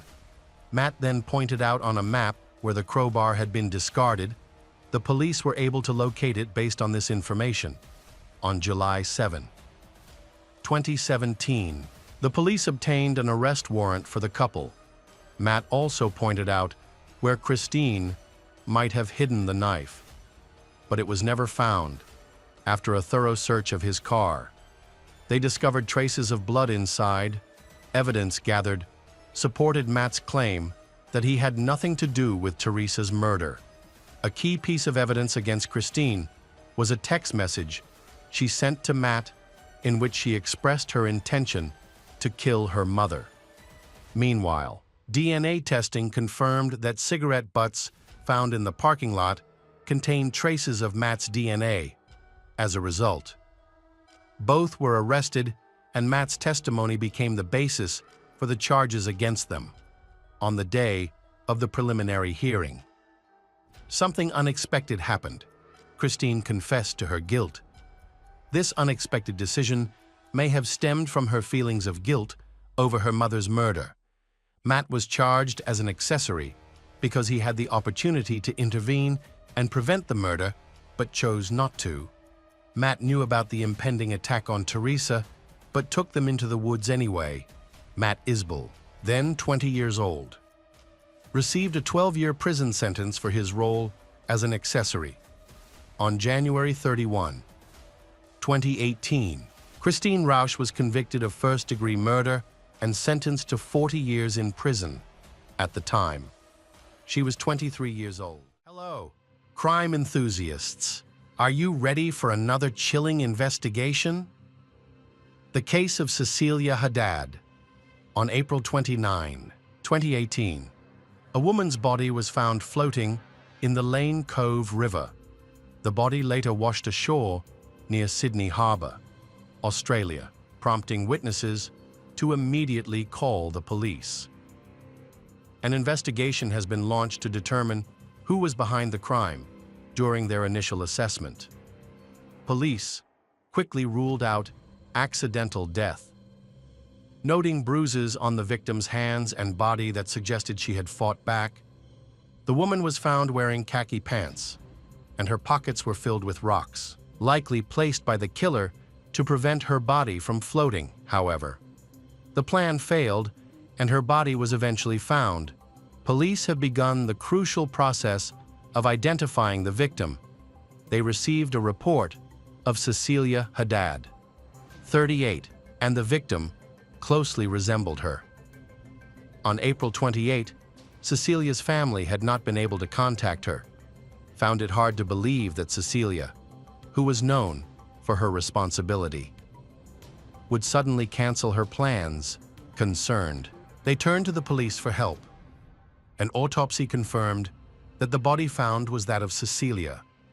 She was last seen alive at a barbecue with friends after returning home. She called them, but there were no further messages or calls from her phone. Concerned for her safety, her friends suspected something was wrong when she failed to show up for several meetings the following day and did not return their calls. This behavior was unusual for her. Her family told the police that she was supposed to be dropping someone off at the airport before she disappeared. Forensic experts performed an autopsy and determined that Cecilia had died from strangulation. They found signs of a struggle on her hands, suggesting that she had fought back during the attack. The investigation quickly identified the culprit. Cecilia's murder caused widespread public outrage. Partly due to her high profile in the business world, Cecilia Haddad originally came from Brazil, but later moved to Australia, where she became the director of a mining company. She was intelligent and independent. Choosing not to marry or have children at a young age, Cecilia focused on her career and pursued her own interests before moving to Australia. She worked for a large mining company in Rio de Janeiro. Her strong personality and exceptional intelligence helped her secure a high position in the company and quickly established herself as a top professional. In 2007, Cecilia moved to Australia and became a logistics manager in her field, after years of building her career and gaining experience. She set up her own company in 2016. She provides consulting services to Australians and visitors looking to start their own businesses. Cecilia's move was part of a larger migration trend that began in the mid-1970s. When many Brazilian professionals moved to Australia and other countries, this migration was supported by a government program aimed at increasing economic connectivity between different regions and continents. Cecilia joined the program later than many others, but she saw it as a path to success. She was aware of the challenges ahead, especially the language barrier, as her native language is Portuguese. However, Cecilia was ambitious and quickly set about improving her English skills. She had a solid educational background, graduating from the Catholic University of Rio de Janeiro with both a bachelor's and master's degree at the time of the tragedy. She was fluent in English, Portuguese, and Spanish. Despite her high level of education, she was always looking to improve her qualifications. That is why Cecilia continued her studies and, in Australia, received accreditation from the Melbourne Business School and the University of Tasmania. Cecilia had a short marriage that ended amicably, and she remained friends with her ex-husband. She values her relationships and stays in touch with everyone she meets, including her ex-husband. Maintaining friendly relations, Cecilia is generally known for her kind nature, which is reflected in her active participation in volunteer work. Cecilia then met Carol and Rita, who were also from Brazil. They quickly became close friends and shared everything with each other. Cecilia is known for her friendly and cheerful personality, bringing positive energy to those around her. After her divorce, she started dating Mario Marcelo Santoro, a 45-year-old engineer. They first met in Rio de Janeiro when they were both in college. At that time, Mario was unemployed and his life was getting worse.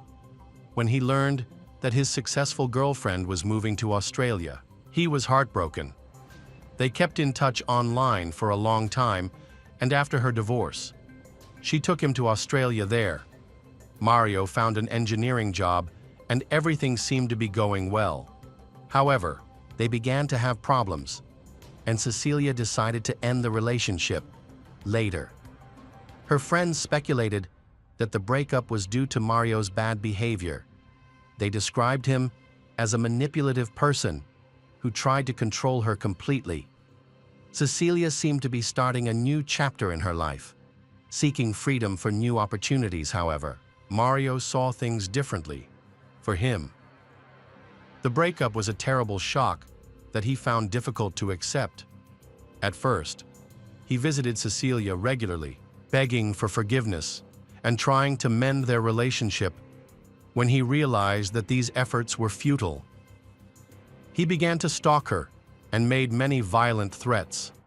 The situation escalated seriously. One day, he broke into Cecilia's apartment. Fortunately, she reacted quickly and locked herself in the bedroom for safety. She tried to convince him to stop this crazy act. Despite everything that happened, she still treated him well, which ultimately led to her death after the attack. She chose not to report Mario to the police because she truly believed that he would not physically harm her. However, as usual, the lack of consequences only made him more emboldened. Mario turned her life into a living nightmare. After their relationship ended, he became increasingly out of control. His stalking became worse. About a week before Cecilia's body was discovered, she decided to stay with her friends, Carol and Rita, to avoid contact with her unstable ex-boyfriend Mario. When Cecilia heard about the attack at her apartment, her friends advised her not to return home. Her friends suggested that she stay with them and go to the police station the next morning, and she agreed. Her friends were worried that Mario might return and Cecilia would not have enough time to hide. However, Cecilia worked from home and all her documents and essentials were there. After only a few days, she had to return home and discovered that someone had entered her apartment several times while she was away. She realized that Mario had a copy of the key. Allowing him to come and go as he pleased, he tried to meet her at home, but fortunately, he was unsuccessful. Cecilia's friends reported that they often noticed signs of a stranger in her apartment when she was out with them, due to Mario's constant harassment. Cecilia developed a paranoid state, feeling fearful and as if she were being watched. To avoid attracting Mario's attention while at home, she lived in a constant state of tension. She would shower and cook with the lights off.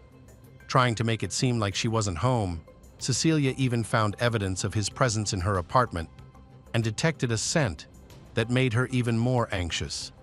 She told her friends that Mario was stalking her, but Cecilia thought he wouldn't hurt her and that she could control his erratic behavior. But she was wrong.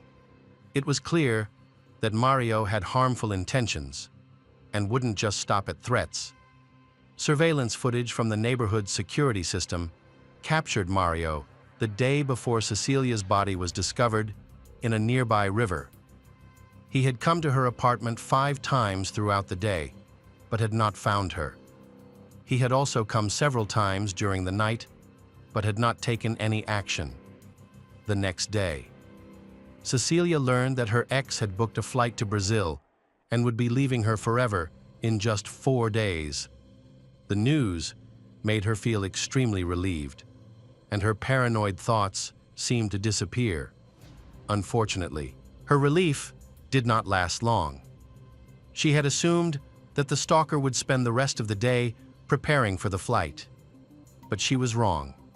Just before leaving, Mario called Cecilia and suggested that she accompany him to the airport. Cecilia agreed and informed her friends about it.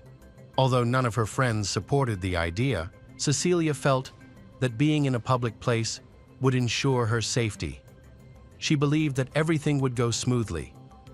Unfortunately, things took a turn for the worse. At the riverbank, the police discovered Mario's wet shoes, which he had mysteriously left behind when he took the bus back to Cecilia's house. When he arrived at her house, he changed into the clothes he had prepared in advance. Police concluded that the shoes found belonged to him because he was seen wearing the same shoes in surveillance footage that morning. Mario's cell phone signal confirmed that he was in the area where the body was discovered after the incident. Cecilia's car, which he had been using, was found, along with several footprints leading from the beach. After the investigation, it became clear that Mario was involved in her death. After the murder, he went to the airport, where he boarded a flight to Rio de Janeiro on April 29.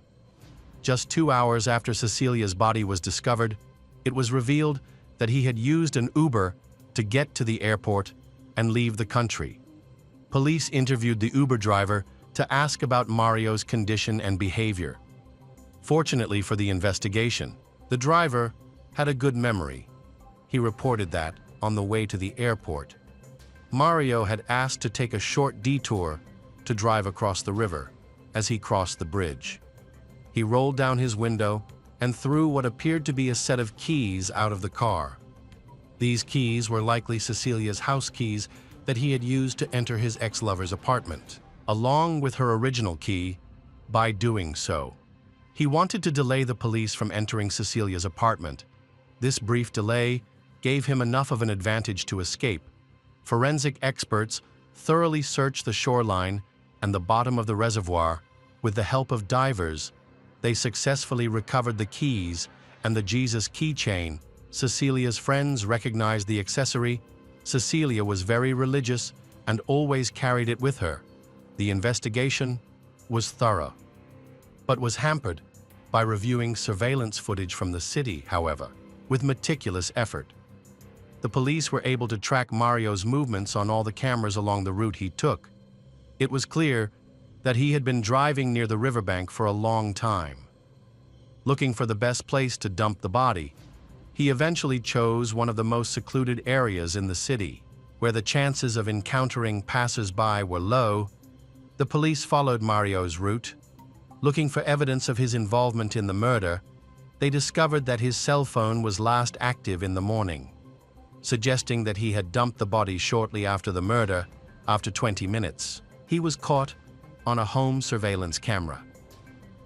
The recording showed clear, wet footprints, supporting the theory that he had thrown his shoes into the riverbank. It appears that he got his feet wet while dragging Cecilia's body into the water. When he got home, he put the clothes in the washing machine to remove any evidence. Mario moved around the mountains. He abandoned her car near the train station, where he was supposed to have boarded the train. However, while carrying out this plan, he did not realize that he was being recorded by multiple street cameras. Police later reviewed the footage and confirmed that Mario was the driver of Cecilia's red car, and that he was the one who tried to destroy evidence of his involvement. The events of that tragic day can be recreated with astonishing precision, down to the minute. At 6:30 a.m. on April 28, 2018, Mario left his home, just a 10-minute walk from Cecilia's apartment. When he arrived, he contacted her, expressing his desire to enter the house and discuss a few questions before he flew back to Rio de Janeiro. Cecilia, sensing danger, refused his request, stating that she would only be willing to talk after she stepped outside. Mario, however, remained adamant and demanded to enter her apartment. When Cecilia cut off contact, he remained outside for some time. After 10 a.m., he used his key to enter the building and went up to Cecilia's floor. Despite her attempts to stop him, he forced his way into her apartment and attacked her. Forensic evidence later revealed that he strangled Cecilia, then wrapped her body in a blanket and calmly carried it to the parking lot. No one witnessed him leaving the apartment building, allowing him to access Cecilia's car and place the body in the trunk. Mario then got into the driver's seat and drove about 10 kilometers to Lane Cove River. He stuffed Cecilia's pockets with rocks and dumped the body in the river. Understandably, he was in a hurry after that. Mario returns to Cecilia's apartment to clean up any evidence and then goes to his own home to gather everything he needs for his escape. Mario calmly changed his clothes and packed his bags. During this time, Mario drove Cecilia's car without arousing any suspicion. Australian police gathered enough evidence to link Mario to the murder, and they shared this evidence with Brazilian police. This led to Rio de Janeiro police arresting Mario on 7 July 2018.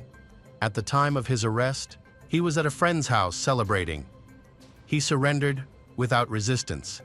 Initially, after being taken to the police station, Mario denied any involvement in the crime, however. The police persisted and presented evidence collected in Australia. Faced with overwhelming evidence, Mario eventually confessed to the murder. He denied that the attack was planned. He claimed that he had gone to her apartment to get his passport to fly home, however. An argument broke out, and Cecilia prevented him from taking the documents. In a fit of rage, he claimed that he did not strangle her, but pushed her, causing her to fall. During the fall, she may have hit her head on the floor. He described being in shock, which made it difficult for him to recall the exact sequence of events.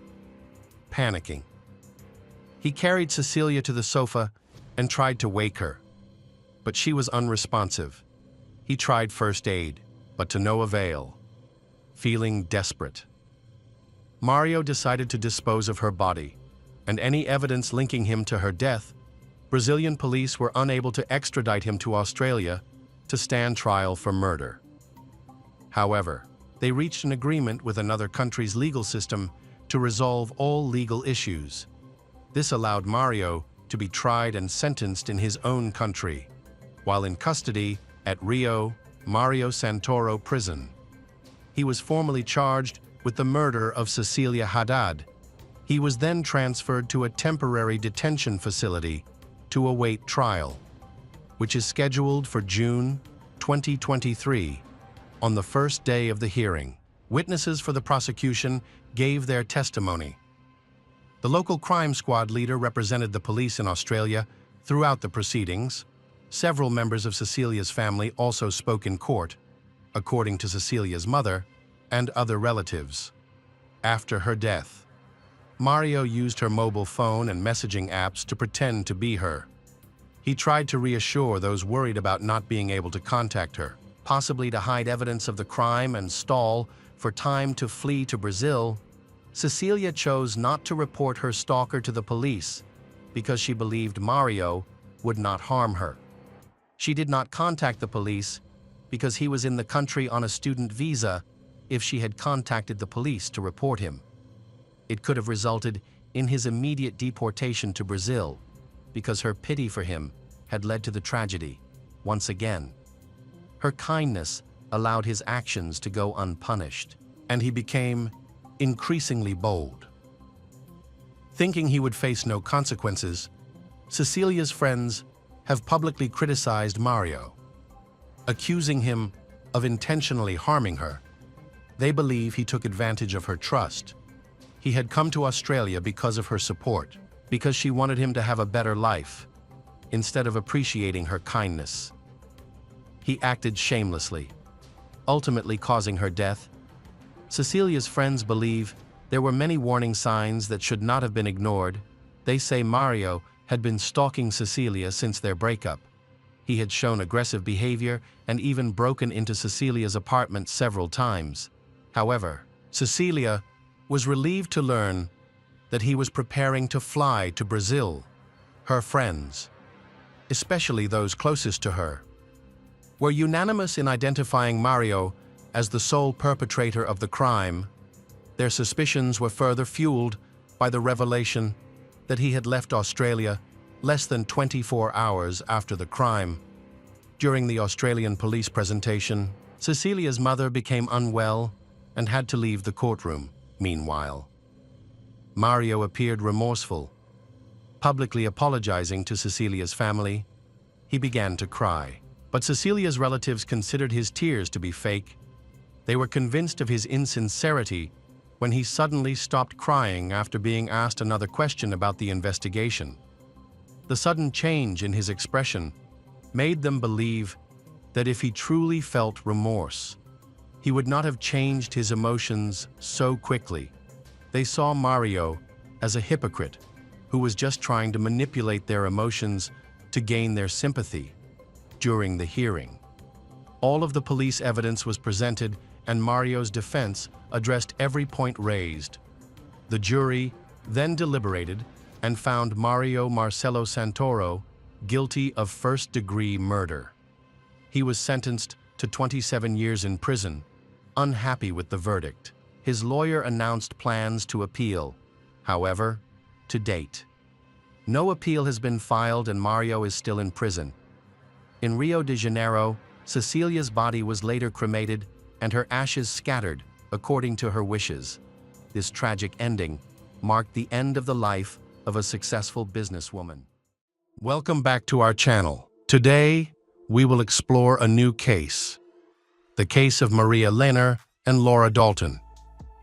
There are individuals who can be described as true parasites. Living off others for extended periods, they are cunning manipulators who constantly exploit their victims. Even more frighteningly, some do not hesitate to take their behavior to the extreme, committing crimes with unimaginable cruelty. On the evening of March 19, 1999, residents of an apartment complex near the Iowa City campus were alarmed by a strong smell of burning and smoke coming from one of the apartments. Some residents stepped outside and saw a fierce fire raging through the windows of a small apartment. They immediately called the fire department. When firefighters arrived on the scene, the fire had already spread, shattering windows and producing thick columns of black smoke. Despite their best efforts, extinguishing the fire proved difficult. Neighbors stated that the apartment was believed to be unoccupied. As the permanent residents were out of town, firefighters initially focused on fighting the fire from the outside before entering the building. Once inside, the smoke began to clear. A desolation scene unfolded. The entire apartment had been devastated. With furniture and belongings reduced to ashes, they found a body lying near the entrance to the hallway. More shockingly, a second body was found in a back room. Both bodies were burned beyond recognition. The first body, located near the door, was less severely burned and was identified as a young woman who appeared to have died from smoke inhalation while attempting to escape. The second body, lying on a bed in a back bedroom. With most of the flesh completely destroyed, it was impossible to identify the victims at the scene due to the severe burns. For this, an examination in the laboratory of forensic experts would be required. Police were quickly called in to investigate the cause of the fire and the deaths. Initial theories suggested that the victims may have succumbed to toxic fumes or suffered an accident, possibly caused by an unextinguished cigarette, since the apartment was a common rental for students during exam periods. Investigators also considered the possibility that the fire was linked to excessive drinking. However, what they uncovered next completely shifted the direction of the investigation. Among the ashes, firefighters found a few items that were surprisingly intact. Among these items, they discovered documents that could help identify the deceased. A driver's license was found in a purse belonging to one of the victims. Following an investigation, the forensic experts confirmed the identities of the victims in there. A victim was identified as 29-year-old Laura Dalton a few days before the fire. Laura had traveled to Iowa City to visit her cousin. Strangely, Laura neither owned nor rented the burned apartment, suggesting she had ended up there by chance. None of the neighbors recognized her. Laura had grown up in the area and lived with her parents before moving away as an adult. However, she often returned to her hometown to visit family and stayed for several days. Iowa City was her favorite place, where she enjoyed spending time not only with her relatives, but also with her friends. It was a charming town where most residents lived modest lives, centered around education and part-time work. The second victim, Maria Lehner, was a 27-year-old woman. She came to this town on business. She lived in a rented apartment that was not the one involved in the fire. Maria, like Laura, had no known relationship or connection with the owners of the burned apartment. The next morning, Laura's cousin and Maria's mother went to the morgue to identify the bodies. However, the autopsy revealed a disturbing detail. Both victims had died before the fire started. Their lungs showed no signs of smoke or hot air inhalation, indicating they were not breathing when the fire consumed the apartment. Although the body was severely damaged, the forensic team quickly determined the cause of death to be blunt force trauma to the head, most likely from a construction tool. While inspecting the burned apartment, forensic experts discovered what appeared to be bloodstains and strands of hair. The police promptly began analyzing these as potential evidence. This evidence later confirmed their suspicions were right. A barbell was found in the apartment and identified as the murder weapon, as it contained traces of blood from both victims. During the apartment search, investigators also found an empty can, despite severe fire damage. Appeared to be a can typically used for storing and transporting fuel. Meanwhile, the owners of the apartment denied ever storing fuel in their home, so they determined it had been used shortly before the fire. Detectives concluded that the attacker had murdered Maria and Laura, poured gasoline from the can on their bodies and nearby furniture, and set the apartment on fire to destroy evidence. The presence of flammable substances made it clear that this was a deliberate and carefully planned double murder. However, proven facts, not assumptions, were needed to solve the case. Forensic experts thoroughly examined the scene. A cigarette butt was discovered near the bodies simultaneously. Forensic experts were in for a great surprise, as it turned out that traces of incipient decomposition were found on the bodies. This decomposition will take at least a day after death. No evidence suggested that the bodies had been moved to the apartment after the murders. Most likely, Maria and Laura were killed there, and their bodies were burned several days later. Through investigation, the investigators speculate that Laura was killed on the night between Wednesday and Thursday, and her body remained in the apartment. Maria was killed a day later. On the night between Thursday and Friday, this discovery shocked the police, as they had initially believed the arson was carried out immediately after the murders to destroy evidence. The most puzzling aspect was that Maria had been brought to the apartment where Laura's body had already been decomposing for a day. Laura's friends reported that the last time they saw her alive was on Wednesday evening. That night, the group of friends decided to spend the evening at a bar, and Laura joined them for a few hours. Everyone was having fun, drinking, and relaxing. They tried not to overindulge. During the evening, Laura met a young man who had been sitting at a nearby table for most of the night. As the group became more intoxicated, Laura and the man started talking. Witnesses later admitted they didn't pay much attention to him. The two quickly struck up a conversation, and after some time, the man suggested they go to another bar. Laura initially declined, but eventually agreed. After some persuasion, witnesses stated that this was the last time anyone saw Laura alive. She left with the man shortly before midnight, according to the autopsy report. She was killed not long after. The thing to do now is to find this strange man. Unfortunately, no one knew his name and could not really describe his appearance. The police needed at least some details to begin the investigation. Witnesses were thoroughly questioned to create a rough profile of the unknown man. He was described as tall, around 20 years old or slightly older. With brown hair, witnesses also noted his disheveled appearance. Laura's friends were unaware of what had happened to her. She didn't call them the next day, and she hadn't contacted anyone at all. Laura also failed to attend the group's next party, held at the same bar the following evening. This time, Laura's friend, Maria, was present at the party.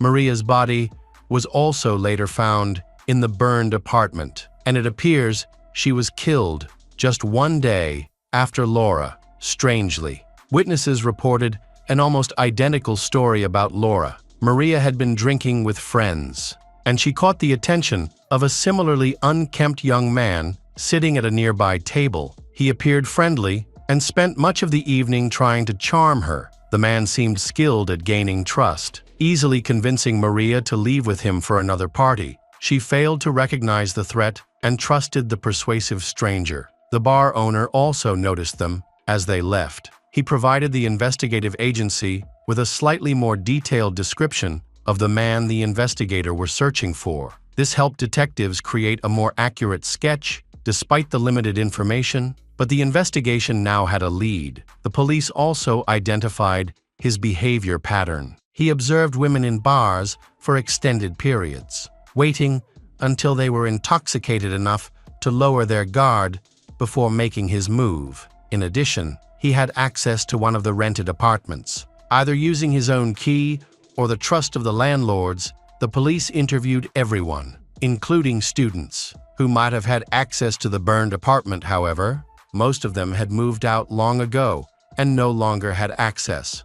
For a time, the investigation stalled. In addition to the help of forensic experts and laboratory tests, additional evidence is needed to advance the case. One of the key stages of the work was to conduct an analysis of the discovered empty can. The resulting picture was consistent with what is left by gasoline vapors. The empty can was clearly used to carry fuel, which was poured over the bodies. Among the other evidence found at the scene of the double murder was a matchbox with just one match missing. It appeared the perpetrator assumed the fire would destroy all evidence. However, the fire was extinguished before everything was consumed. Investigators concluded the match had been used to ignite the fire. Unfortunately, no fingerprints or DNA were found on the matchbox, leaving it unusable for identifying the suspect. After unsuccessful attempts at investigation, the investigators returned to the scene to look for more clues. By that point, the apartment had been cleaned and organized, making it impossible to find any new evidence. Initially, they had photographs taken at the scene of the fire. In one of the photos, they noticed a pair of suspicious glasses. These glasses matched descriptions provided by witnesses who had seen strangers at the bar days before the fire. Although the glasses survived the fire, they were not listed among the collected evidence. Fortunately, the apartment owner had not discarded them and handed them over to the police. When detectives examined the glasses, they discovered they also did not belong to the former tenants. The most valuable evidence ended up in the hands of the investigators, which later allowed them to obtain a huge amount of valuable information about the criminal to prove his connection with the murders, that these were not ordinary glasses, but ones with special lenses that correct vision. They were checked to determine what vision deviation the criminal had. This helped the detectives narrow down their suspect and determine whether these were his glasses. After that, the police officers had enough evidence and testimony to approximately reconstruct the picture of what happened. They reviewed the chain of events that led to this tragic outcome several times. In the end, the most probable version was recognized as the following. Presumably, both girls died one day before the fire started. The cause of death for each was prolonged beating with a blunt object, likely a barbell. They received head injuries incompatible with life to get rid of traces of the crime. The attacker decided to set fire to the apartment along with the bodies. The attacker appeared to stage the scene to resemble a real-life event. He placed the second victim in the hallway, while the first victim was beaten to death in bed. Afterward, he brought a gas can of gasoline into the apartment and carefully poured it over the furniture, floor, walls, and the victims' bodies. However, his critical mistake was smoking during the process. At the crime scene, forensic experts discovered a cigarette that had been extinguished and was not destroyed by the fire. Initially, no traces of the killer were found on the cigarette. Based on the circumstances, it seems the attacker was bent over, smoking, and pouring gasoline. When the concentration of vapors increased, the cigarette ignited. The resulting flames struck the attacker in the face, causing him to drop his glasses The glasses were found slightly melted. It being in a less damaged part of the apartment, it is likely that the cigarette ignited the gasoline, triggering a chain reaction. This forced the killer to abandon the gas can, glasses, and cigarette at the crime scene, and assuming they would be destroyed in the fire. However, these items became key evidence. After interviewing the owner of the burned apartment, it was revealed that several valuable items, including 2 expensive household appliances, were missing. The investigators suspected the attacker would try to sell the stolen items, so they focused on local pawn shops. As these are the quickest and easiest places to sell stolen goods, their efforts paid off when they identified a suspect. After speaking with the owner of the pawn shop closest to the burned apartment, the detectives obtained receipts for items matching the stolen goods. Selling property at a pawn shop requires presenting an ID and filling out paperwork, which meant the attacker couldn't avoid giving his real name. This is how the investigators came across John Lee Memmer. John was a 20-year-old unemployed man who was well known in the city since he was a regular at various parties. He knew where to get a free drink, he was a good conversationalist, and was described as a quiet guy. John attended various events after moving to the city. He had been jobless for a long time and didn't have a permanent home. He relied on friends, particularly students, who let him stay in their rented apartments, allowing him to get by. It is important to note that his appearance matches the description of the suspect and also often wears glasses.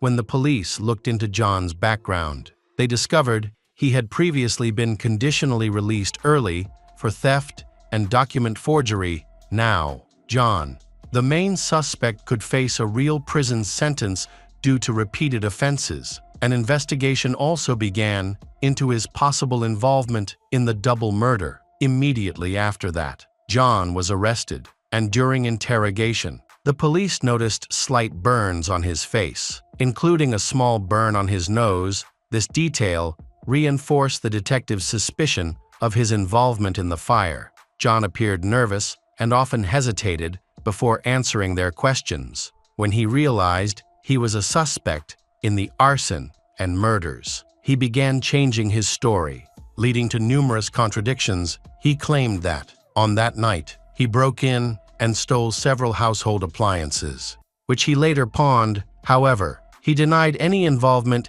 in the arson or the murders of Maria and Laura. Refused to accept those charges, John explained that he had been using the apartment with another homeless man.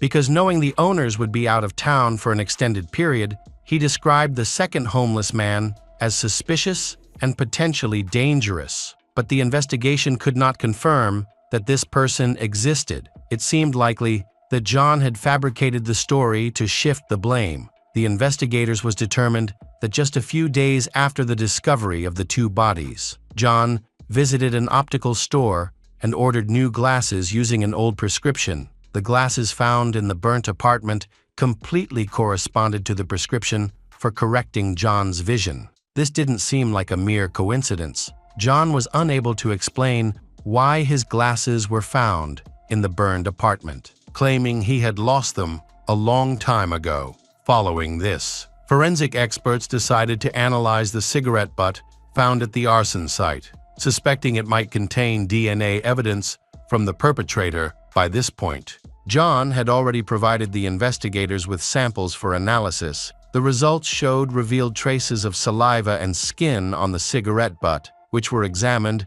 and matched to John's DNA. This breakthrough was achieved using advanced forensic methods introduced in the late 1990s, which had become widely used by police at the time. These things strongly linked John to the crime scene.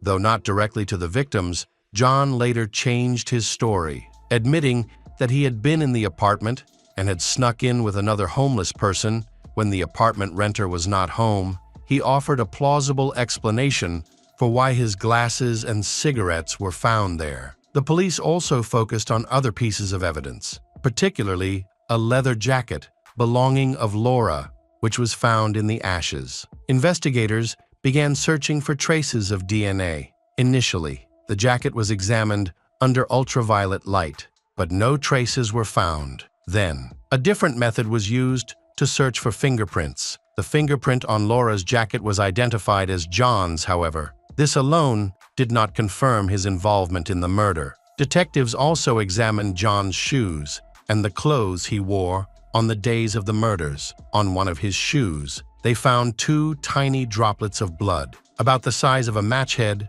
Forensic scientists analyzed the samples and determined that the blood belonged to Maria. It was clear that John had attempted to wash his clothes, but traces of blood remained. Now, the police obtained undeniable proof of his guilt. John was unable to explain how the victim's blood ended up on his shoes. This detail became clear evidence that he had been in contact with Maria around the time of her death. When confronted with the accusations and presented with the evidence, John changed his story yet again. This time, he claimed that he had invited Maria and Laura over.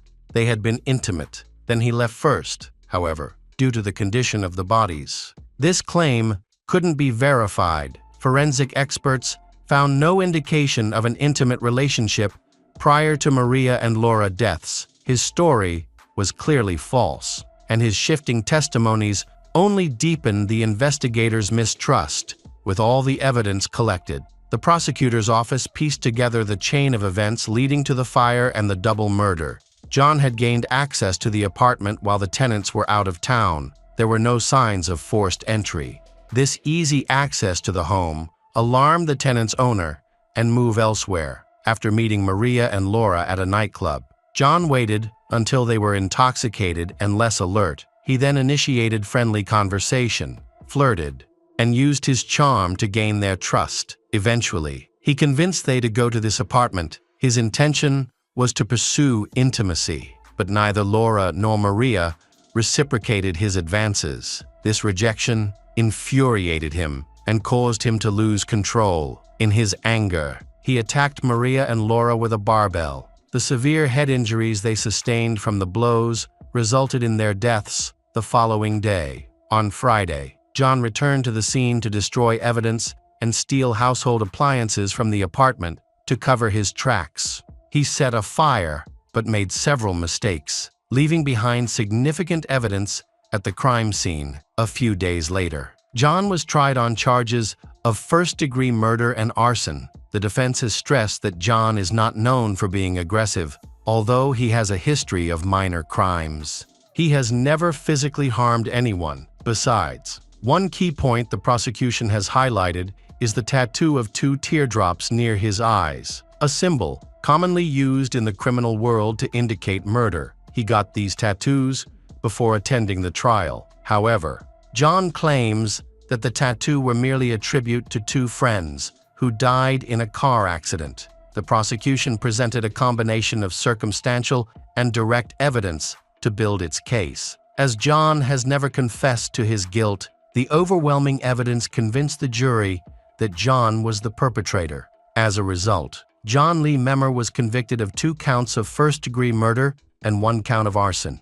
He's sentenced to 2 life sentences without the possibility of parole. After serving 10 years, John appealed, claiming that the public defenders had failed to do their job effectively. He argued that the prosecution relied heavily on circumstantial evidence and that his defense team had failed to adequately challenge it. The appeal was considered by the court. However, after a retrial, he was found guilty, and the sentence was upheld. Hello again, true crime fans. We've got another mysterious case to explore. The case of Shannon Medill. Shannon Medill was born in 1989 in Alberta, Canada. She spent years honing her acting skills. Her journey was challenging, but she was ready to start a new chapter in her life. On November 26, 2014, Shannon auditioned and was selected. But before she could celebrate her achievement, she disappeared without a trace. After a day passed without Shannon returning home, her family's worries grew as no one could reach her. Shannon's family was confused. Not knowing what could have happened, they called her cell phone, sent messages on all social media platforms, and left emails. But Shannon did not respond. Her behavior was unusual and completely out of character. Shannon's family contacted the police, but they stressed that Shannon was an adult who had the right to come and go without informing anyone. However, Shannon's family insisted that this behavior was out of character for her and that a search had to be launched. Fearing that something terrible might have happened, Shannon was the youngest of 4 children. From a young age, she loved being the center of attention and was very creative. She loved to sing and began performing in small shows in kindergarten, showcasing her acting talent during her school years. Ultimately, did not complete her studies. Choosing instead to focus on her acting skills, Shannon spent her days attending auditions and interviews, but she was constantly rejected. However, during this time, she found an opportunity in comedy and began performing stand-up, which helped her become famous. In 2010, when Shannon turned 21, she attended a party with friends to relax there. She met Joshua Burgess. He was quite different from Shannon, but they quickly connected, and these differences eventually helped balance each other out. The couple enjoyed spending time together, watching TV and playing video games. They shared many interests, which strengthened their relationship. After 4 years of dating, the couple decided to get married. In May 2014, Shannon began planning her wedding. With Joshua's active support, their wedding, attended by only their closest family members, was a joyous event. However, the couple did not seem completely happy. Over the next month, Shannon focused on her acting career, attending more auditions, some of which took place in Edmonton, a city 3 hours north of Calgary, where she lived with her husband. This meant she spent a lot of time traveling between the two places. Shannon has appeared in numerous television shows, voiced audiobooks, and even acted in plays. She has often expressed her belief that great success awaits her in Edmonton. On November 26, 2014, 25-year-old Shannon and her brother Brett had planned to meet at the Calgary Theatre.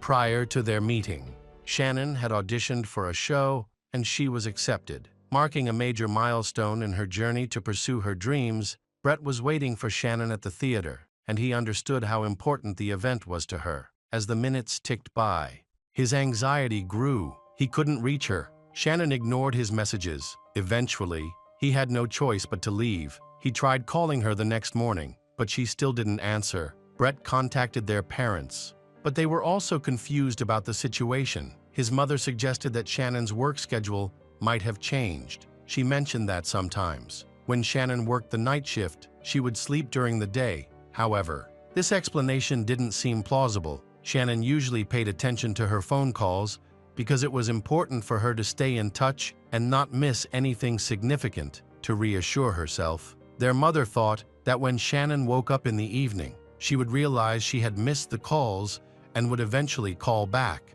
A voicemail message was left for Shannon, and her family assured her that they were not angry with her. They just wanted her to let them know she was safe. Unfortunately, she did not respond, worried that something was wrong. Her relatives, including her husband Joshua, went to the police for help. They reported her missing and speculated that she might have been in an accident while traveling to or from Edmonton. Initially, the police were slow to act on their request, but after some persuasion, they began to get involved. Eventually, the police launched a search operation. Hospitals were checked, but no accidents were reported that day. The following days were a blur. Family members anxiously awaited any news. During this time, Shannon did not shop, did not use any credit cards, and there were no activity records on her car. As if she had disappeared, she also stopped using her social media accounts, where she often shared updates about her acting career. Unexpectedly, a few days later, Joshua reported to the police that he had found Shannon's cell phone in her pants pocket at home. He also discovered her car, but the police did not find anything suspicious. Nearly 2 weeks passed without any news until the police found some unusual photos. 2 photos of a girl with her hair covering her face were found attached to a tree in a Calgary park, although the identity could not be confirmed. The girl bore a strong resemblance to Shannon, especially due to her bright red hair. It appeared that a potential kidnapper was taunting the police. Search efforts were organized in Big Sugar Creek, one of Canada's largest parks, several teams were formed, including volunteers and Shannon's family members. For 2 days, police scoured a large area, assisted by specially trained dogs and a rescue helicopter that surveyed the park from the air. Unfortunately, these efforts were unsuccessful. It was later discovered that the images that prompted the search were part of an art project created by local university students. Realizing that their photos had been mistakenly taken as evidence in connection with the case, the students contacted the police to clarify the situation. During this time, her family anxiously awaited news, but there were no clues regarding Shannon's whereabouts. It was unclear whether she would ever be found alive. The idea of a kidnapping seemed unlikely, as no ransom was demanded. Nor had the family been contacted. Joshua revealed a previously unknown fact to the police. He explained that his wife had been struggling with her acting career for years. One evening, she called him and confessed that she had considered jumping off a bridge during a particularly difficult time. She had just suffered another disappointment after auditioning for a role in a television series she had hoped to land. Fortunately, she was able to overcome the emotional pain, but she later suffered a nervous breakdown. The police were concerned that such a traumatic experience might have led her to consider end life. Police and divers searched rivers in the area, hoping to find any sign of her. Unfortunately, despite exhaustive searches along the riverbank for miles, they found no clues, and the investigation hit a dead end. By May 2015, nearly 6 months after Shannon disappeared, the police still had no clue as to her whereabouts. During this time, an experienced police officer named Christine took over the investigation. Having worked in the homicide division for many years, she was known for her determination and attention to detail. Her previous efforts had led to the arrest of many dangerous criminals, and she was committed to solving this case. Christine decided to investigate those close to Shannon. She wanted to learn more about her husband, Joshua. From the beginning, he seemed like a kind and positive person. He cooperated fully with the police, allowing them to search his home twice and readily answering their questions. He also supported Shannon's family when they went to the police station to report her disappearance. Even after she went missing, the family kept in touch with Joshua, comforting each other and holding out hope. When asked about the possibility that Joshua was involved in Shannon's disappearance, all of her relatives responded that he could never hurt his wife. However, during discussions with Shannon's family about her husband, Joshua, the police made a surprising discovery. The couple had been married for over 7 months at the time of the tragic events, but it was only now, 6 months after Shannon's disappearance, that it was revealed that they had an open marriage. This meant that they were in an unconventional relationship where both Joshua and Shannon could have other partners. Joshua claimed that he proposed this arrangement and that Shannon agreed. Although she did not seem particularly interested in it, Shannon's family was also aware of the arrangement. This arrangement allowed Joshua and Shannon to explore their private lives more freely, especially when Joshua was dating other women. According to Joshua, they had no disputes about their open marriage. Surprisingly, Shannon knew about all of her husband's affairs and had even met some of his girlfriends. Officer Christine discovered that Joshua had had about 7 affairs during their marriage. It was important to interview all of his girlfriends. The police were then able to locate and question them without any difficulty. According to the investigation, Joshua's last girlfriend shared some intriguing details. She continued to see him even after Shannon went missing. This girlfriend revealed information that the police had never heard before. They discovered that just before Shannon went missing, there had been a serious conflict between her and Joshua concerning the openness of their relationship. When Shannon decided to end their open marriage, Joshua's girlfriend stated that to avoid further conflict, he agreed with Shannon's decision. However, a week later, Shannon discovered that Joshua was still in contact with his girlfriend. Despite his promise to end the relationship, she found out because he had locked his phone, which was unusual, as they had previously been free to check each other's devices. When Joshua gave her the password, Shannon discovered that instead of breaking up with his mistress, he had decided to marry her, making Shannon the second person in his life. Joshua claims he is planning to file for divorce soon. Shannon felt deeply betrayed after throwing away Joshua's phone. She carefully considered her situation and made some important decisions, including moving from Calgary to Edmonton. She was in the process of implementing this plan at the time of her disappearance. During this period, she continued to live with Joshua, but they arranged their schedules to avoid seeing each other. Their relationship was extremely strained. Shannon often worked night shifts, while Joshua had a completely different schedule, causing them to barely see one another, according to the investigation. Shannon's life ended on November 27, 2014. After that day, all her banking transactions stopped. She ceased using the internet, and her phone went silent at noon. However, a signal from her phone was detected in an alley in the city the next morning. Joshua later claimed that he had found the phone at home. Interestingly, a few days later, Joshua also discovered Shannon's car, but could not explain how he found it. All of this seemed very suspicious to Officer Christine. Christine decided to speak to Joshua again. Meanwhile, an application to confiscate Joshua's phone had been filed, as he was increasingly considered a prime suspect in Shannon's case. In addition, the police decided to confiscate the car. On June 2, 2015, 7 months after Shannon's disappearance, Police Christine, along with other police, went to Joshua's house. They brought a search warrant to confiscate his cell phone and car. The officers knocked on the door and asked to enter the house. But initially, Joshua did not answer. After a while, he responded to the police and announced that he would be coming out soon. It appeared that Joshua was moving around inside, possibly trying to buy time to hide something. He answered the second police call, but explained the delay by saying that he was looking for his pants. Joshua spoke from behind a closed door and was asked to come out. Regardless of his appearance, the police sensed that something important was happening inside. They were prepared for any eventuality, including the use of weapons. Suddenly, he burst into tears and confessed to killing Shannon. After some persuasion, he finally opened the door.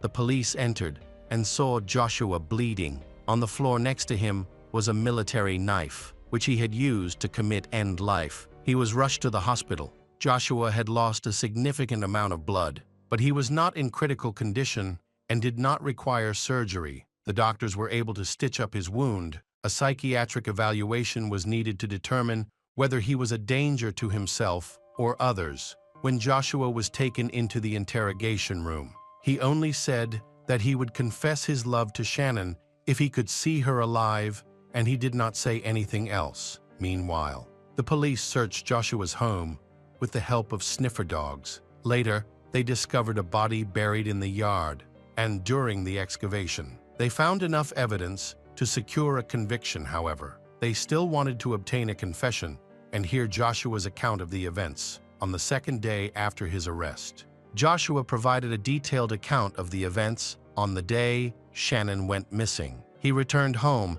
and found her sitting on the couch. She appeared very upset and immediately accused him of cheating, calling him a traitor for the affair. In a fit of rage, she lost control and said many harsh words to him. Unable to bear her accusations, Joshua tried to cover her mouth with his hand. In response, Shannon bit him and continued to insult him, expressing her disgust at his attempts to touch her. In a fit of rage, Joshua grabbed Shannon by the neck and began to strangle her until she stopped breathing.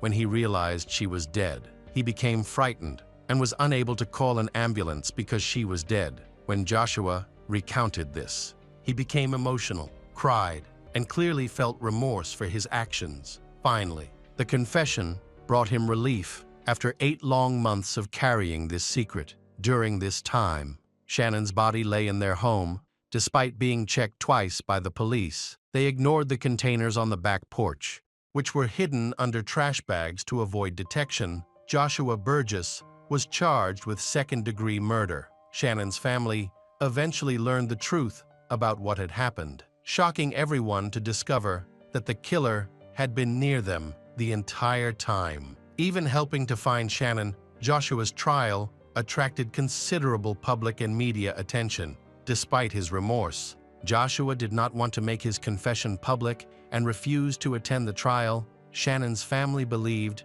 that he was a coward who did not dare to face Shannon's loved ones. The prosecutor's office and the family contended that it was a premeditated murder and that he was still trying to hide the evidence. He acted as if nothing had happened. Hoping to escape prosecution and punishment at the last minute, the jury found Joshua Burgess guilty of second-degree murder, and he was sentenced to life in prison. With the possibility of parole after 10 years, the family of the Shannon was unhappy with this sentence. They believed that it was Joshua's lifestyle that led to the end of Shannon's life.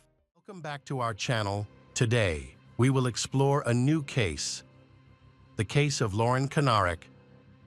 Michael Barrassone, an Olympic equestrian champion, was regarded as one of the world's top trainers. He coached other Olympic athletes and represented the USA at the 2008 Beijing Olympics. Barrassone owns 2 beautiful horse farms, one outside Palm Beach and one in New Jersey's prime horse country. He calls this one Hawthorne Hill, a paradise for horse enthusiasts. The property housed dozens of horses that required constant care. Lauren Kanarek contacted Michael with the dream of becoming an equestrian champion. Her passion for horses began at the age of 3, when she and her parents visited a small horse farm in Wellington, Florida. Seeing a horse for the first time left a lasting impression, and from that moment, she couldn't stop thinking about these animals. As she grew older, her desire to pursue equestrian sports only strengthened.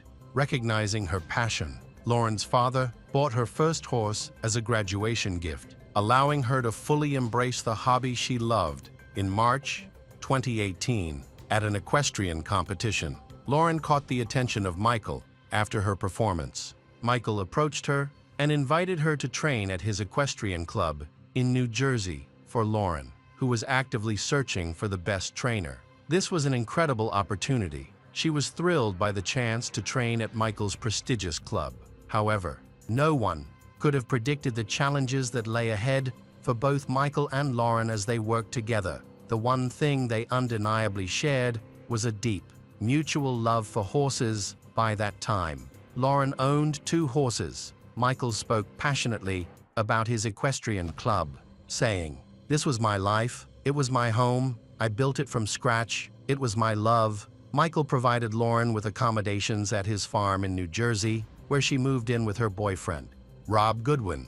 They agreed that Lauren would pay Michael $5 a month for her training and housing. Lauren stayed in a white farmhouse that Michael shared with his assistants, Justin Harden and Mary Haskins Gray, who also worked in the equestrian field. Michael and Mary were not just colleagues. They were in a romantic relationship. Mary, who was divorced, had 2 children from her previous marriage, a daughter and a son. The group lived together peacefully, and Michael had a good relationship with everyone. For Lauren, it seemed as though her childhood dreams had come true, and her life appeared to be going well. She even shared photos on social network of herself with Michael, believing everything was perfect. However, her coach found her to be a challenging and demanding student. Stable workers noted that by the summer of 2019, tensions had risen between Michael and Lauren. The issues began when most of Lauren's sessions were led by his assistants, Justin and Mary. Lauren had hoped to train directly with the Olympic champion, not with his assistants. Each day, the atmosphere on the farm seemed to become increasingly intense, as though something terrible was about to happen. Lauren and Mary's relationship became increasingly strained. Lauren resented Michael for spending more time with Mary and wanted all his attention for herself. Unwilling to let anyone stand in her way, Michael understands the conflict but doesn't want to push Lauren away since she pays him every month. At the same time, he wanted to protect his romantic relationship with Mary. Frustrated, Lauren wasn't willing to accept the situation. Lauren, an active social network user, quickly launched an online campaign. She shared a narrative using a chessboard analogy. Michael was portrayed as the king trapped and defeated, while Mary was depicted as the queen who would need to be sacrificed to protect the castle. The stables. 2 weeks later, Lauren posted a message. Anyone who continuously kicks a sleeping beast will sooner or later wake it up. Tensions in the Hawthorne Hill had reached a breaking point. Lauren expressed her growing concern for her horse's well-being to her father, saying, "They're the reason I wake up in the morning, and the reason I can't sleep at night." She believed her horses were being mistreated, claiming they were either underfed or overfed. Meanwhile, Michael's staff accused Lauren of violating the barn's rules, with one stable worker alleging that they had seen her sneaking into the barn at night. Rumors began to circulate that she was planning to do something with the horses. Lauren defended herself, explaining that one of her horses required special care. She and her boyfriend, Rob, hid a recording device in the barn. As Lauren claimed, she felt unsafe around Michael's staff. At the same time, she posted another angry message on social network, accusing Michael of racism and homophobia. Michael, enraged by the accusations, vehemently denied them, fearing the damage they could do to his career. The Olympic champion, who had worked for years to build his reputation, was terrified that everything he had achieved was being undermined. In her next post, Lauren claimed that the 6'3" man had been bullying her, leaving her fearful for her safety. However, there were no witnesses to support her allegations, which worked in Michael's favor. The stable staff, unaware of the full story, feared that something terrible might happen. Michael revealed that living with Lauren and her boyfriend under the same roof had become intolerable. He asked Lauren to take her belongings, including her horses, and leave with Rob. However, Lauren had no intention of leaving. Eventually, Michael and Mary decided to leave the house themselves. They relocated to Michael's winter property, just 30 minutes from Palm Beach, Florida. Mary's daughter was sent to camp, while her son went to live with his biological father, as staying together with the children no longer felt safe. On July 31, 2019, at 9 p.m., Michael called the police, saying, "There's a war going on, and it needs to be dealt with right now. I've had enough. They threw us out of our home, and I need to deal with this tonight. I need them to leave." The police dismissed the call as a standard landlord-tenant dispute and did not intervene. Michael later described his turmoil, saying, "My paradise had turned into hell. I walked outside and circled the house all night. Without stopping, it was like that every day. I wasn't sleeping, and I wasn't eating." Lauren continued her online harassment, posting another message on social network filled with accusations and threats. On August 3, 2019, at 9:35 a.m., Michael contacted the police again, stating, "They're crazy, they're stalking us, and we're afraid for our lives." However, Lauren's father dismissed Michael's calls to the police as fabrications. It was later revealed that Lauren had filed a complaint with Safe Sport, an organization that investigates misconduct in sports. Accusing Michael and Mary of mistreating her, Lauren alleged that Michael had intimidated and verbally abused her, though she did not accuse him of physical violence. On August 7, 2019, a van arrived at Michael's home, and a woman stepped out. She turned out to be a social worker from the New Jersey Department of Children and Families. She approached Michael and asked, "I need to speak with Ms. Mary. Where can I find her?" Michael called Mary over. The social worker intended to check on Mary's children, but the children were not at home at the time. The barn staff reassured the social worker that the children were well cared for and treated kindly by Michael and Mary. Social worker confirmed that there were no social problems in their family. However, the implication of potential harm toward children deeply upset Michael. Feeling pushed to his limit, he decided to take decisive action. Inside his office, Michael opened a safe and took out a black and pink weapon. He left the house, got into his truck, and drove down the gravel road to the farm where the Lauren and Rob were staying. What happened next remains uncertain, but at 2:13 p.m. that day, Lauren called 911, struggling to breathe. She said, "I've been attacked in the heart. Michael Barrasone attacked me. Please help." While she was on the call, the sounds of a fight between Rob and Michael could be heard in the background. When the police arrived, they found Rob holding a badly beaten Michael down on the ground. Rob had the weapon in his possession. The officers immediately handcuffed Michael. Lauren was in critical condition. Lying on her back, pale and nearly gray, she was rushed to the hospital for emergency surgery. Doctors were uncertain if she had suffered brain damage. To stabilize her, Lauren was placed in a medically induced coma and connected to tubes supporting her body. Meanwhile, Michael was also hospitalized.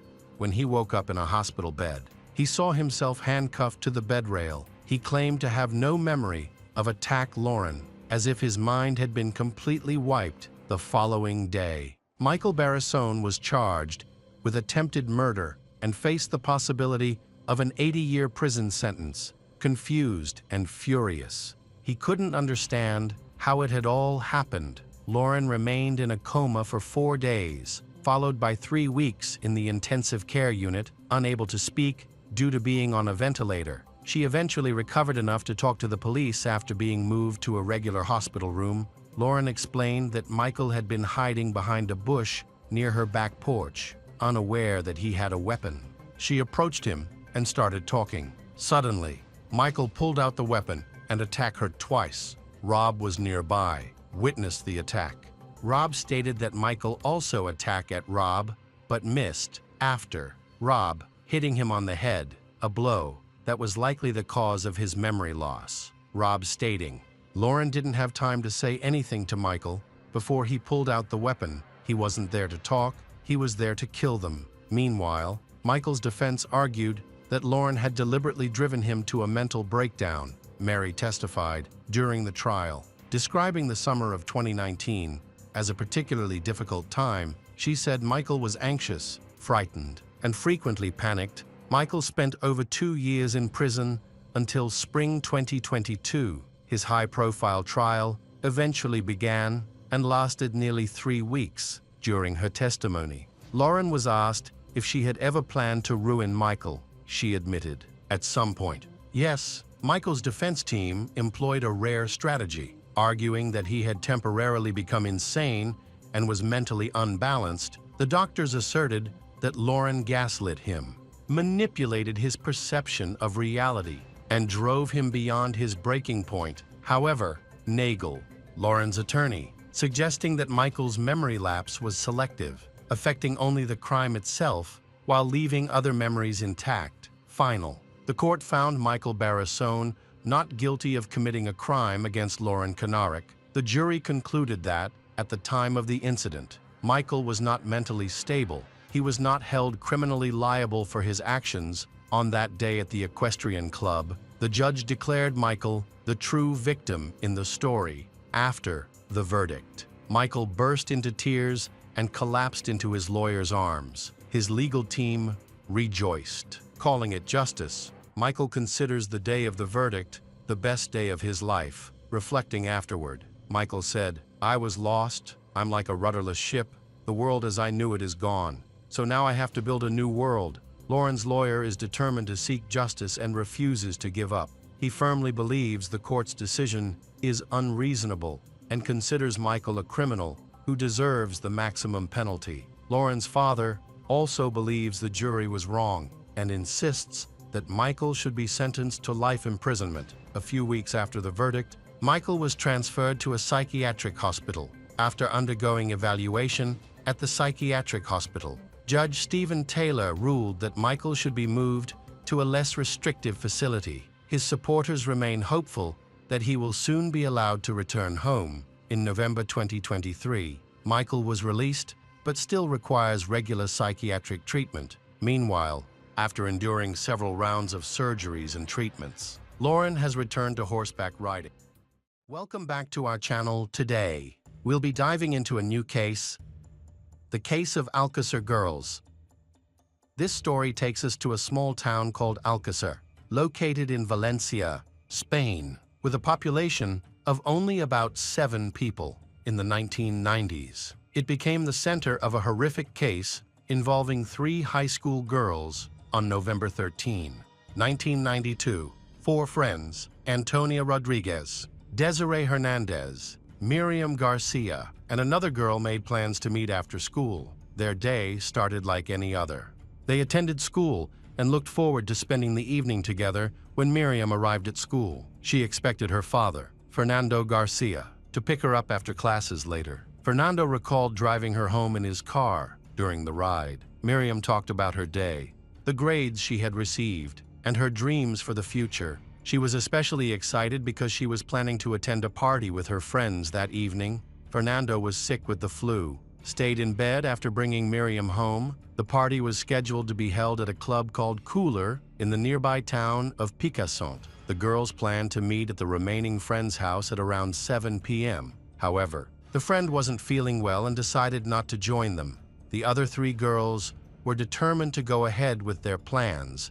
By the time they were ready to leave, it was too late to rely on public transportation, so they couldn't find a bus to take them to the club. Miriam decided to call her father for help, but he was asleep instead. Her mother answered the phone. Miriam persistently asked her mother to have her father drive them to the neighboring town, but her mother refused. She believed it was a bad idea and potentially unsafe. And she also wanted her husband to rest. Miriam's mother insisted that the girls return home because it was already late. Miriam, however, asked if she could stay overnight at a friend's house, suspecting this was just an excuse. Her mother firmly insisted that Miriam come home. Reluctantly, Miriam agreed and promised to be back by curfew. Despite this, the girls were determined not to give up on their plans. They decided to find their own way to the club. At 8 p.m., the three friends began walking toward the club. For these young teenagers, this felt like an important night. It was their first time attending such a party. They had all promised their parents they would return on time. As the night went on, keeping that promise turned out to be much harder than they expected. Miriam was about 30 minutes late returning home, and her mother grew increasingly worried. Panic set in. However, in the early 1990s, the girls did not have cell phones, making contact with them impossible. The uncertainty was overwhelming for the parents. Miriam's mother tried to reassure herself, thinking that perhaps Miriam had been upset, gone to a friend's house, or was avoiding coming home to prevent an argument. Though this explanation felt overly optimistic, it gave her a brief sense of calm. She began calling the parents of all the friends Miriam had planned to meet that day. To her dismay, none of the girls were at home. The other parents were just as alarmed and immediately began searching for clues about where the girls might be. No one had any idea when or where the teenagers had disappeared. The last time Miriam's mother had spoken to her, Miriam was leaving a friend's house. It seemed unlikely that the girls could have gone far, as they had no money and had left all their belongings at home. The parents speculated that the girls might have gotten lost while trying to find transportation. Fernando decided to go to Picassent to look for his daughter. Though deeply worried, Miriam's father tried to reassure himself,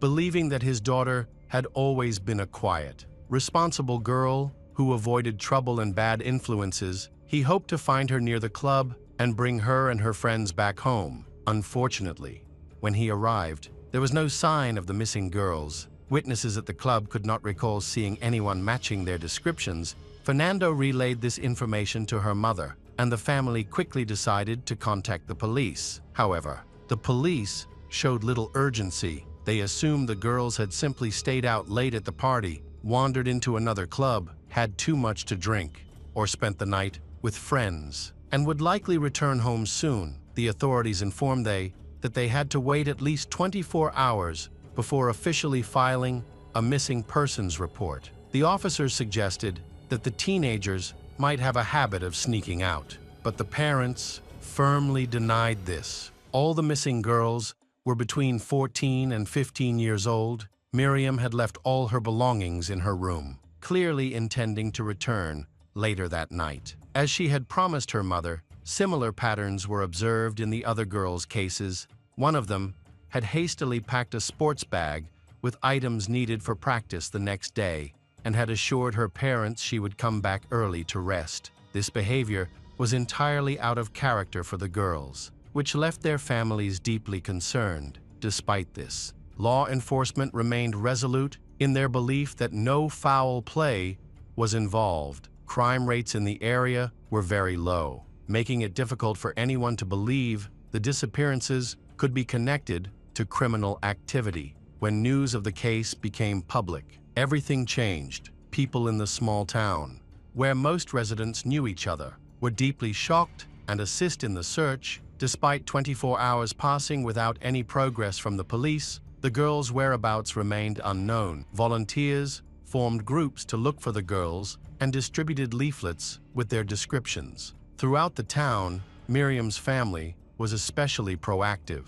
Working closely with the police and witnesses, the last person who saw the girls was their friend, who had fallen ill and stayed home instead of going to the party. She explained that the group had no access to transportation, no one to give them a ride, and no money. They had planned to hitchhike if necessary, an idea she strongly opposed. Considering it too dangerous, she tried to dissuade her friends, but feared they might go through with it anyway. Investigators questioned other young people who attended the party, but none of them remembered seeing the missing girls that night. This prompted the police to focus on the shortest route the girls would have taken to reach the party. A classmate of one of the girls stated that on Friday evening, as he was heading home after his final exams, he saw the girls in the city center. They were walking in the opposite direction of the club. When he asked if they were going to the party, they said no. He couldn't remember the exact time,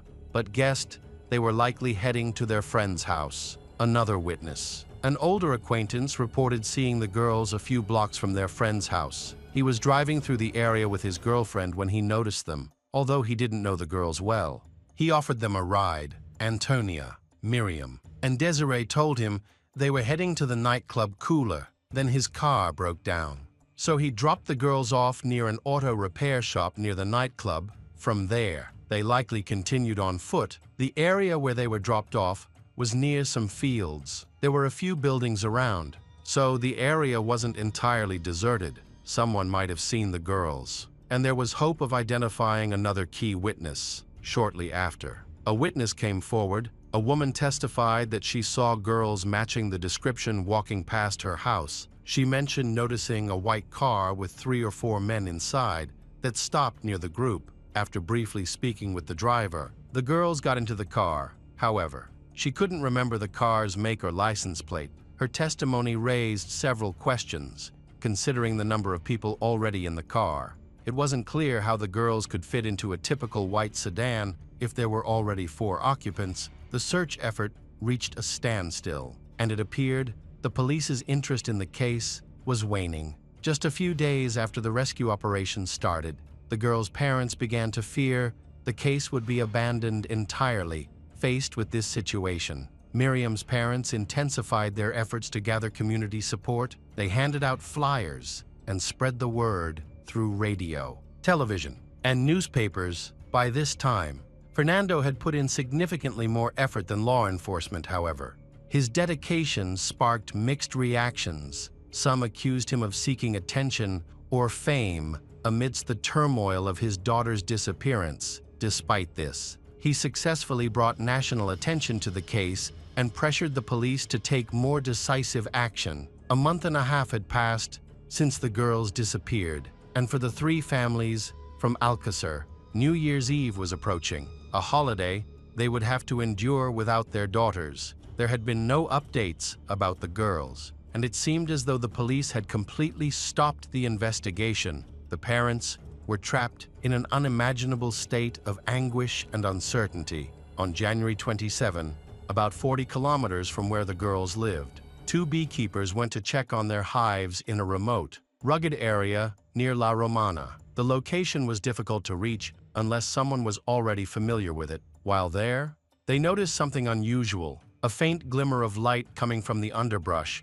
As they approached, they found a patch of disturbed soil with something protruding from it. Upon closer inspection, they realized it was a hand emerging from the loose earth. The hand wore a wristwatch, which had reflected the sunlight and caught their attention. The police were immediately notified of the discovery. Later that day, during an excavation at the site, the bodies of the missing schoolgirls were discovered. All 3 were buried together in a shallow grave, bound with ropes, wrapped in a carpet, and covered with dirt shortly afterward. An investigation team was assembled, but its members were inexperienced and unfamiliar with handling such cases. This lack of expertise led to several critical mistakes. The burial site was neither photographed nor properly examined, and it wasn't secured until hours after the police arrived. As a result, crucial evidence may have been trampled, overlooked, or entirely lost.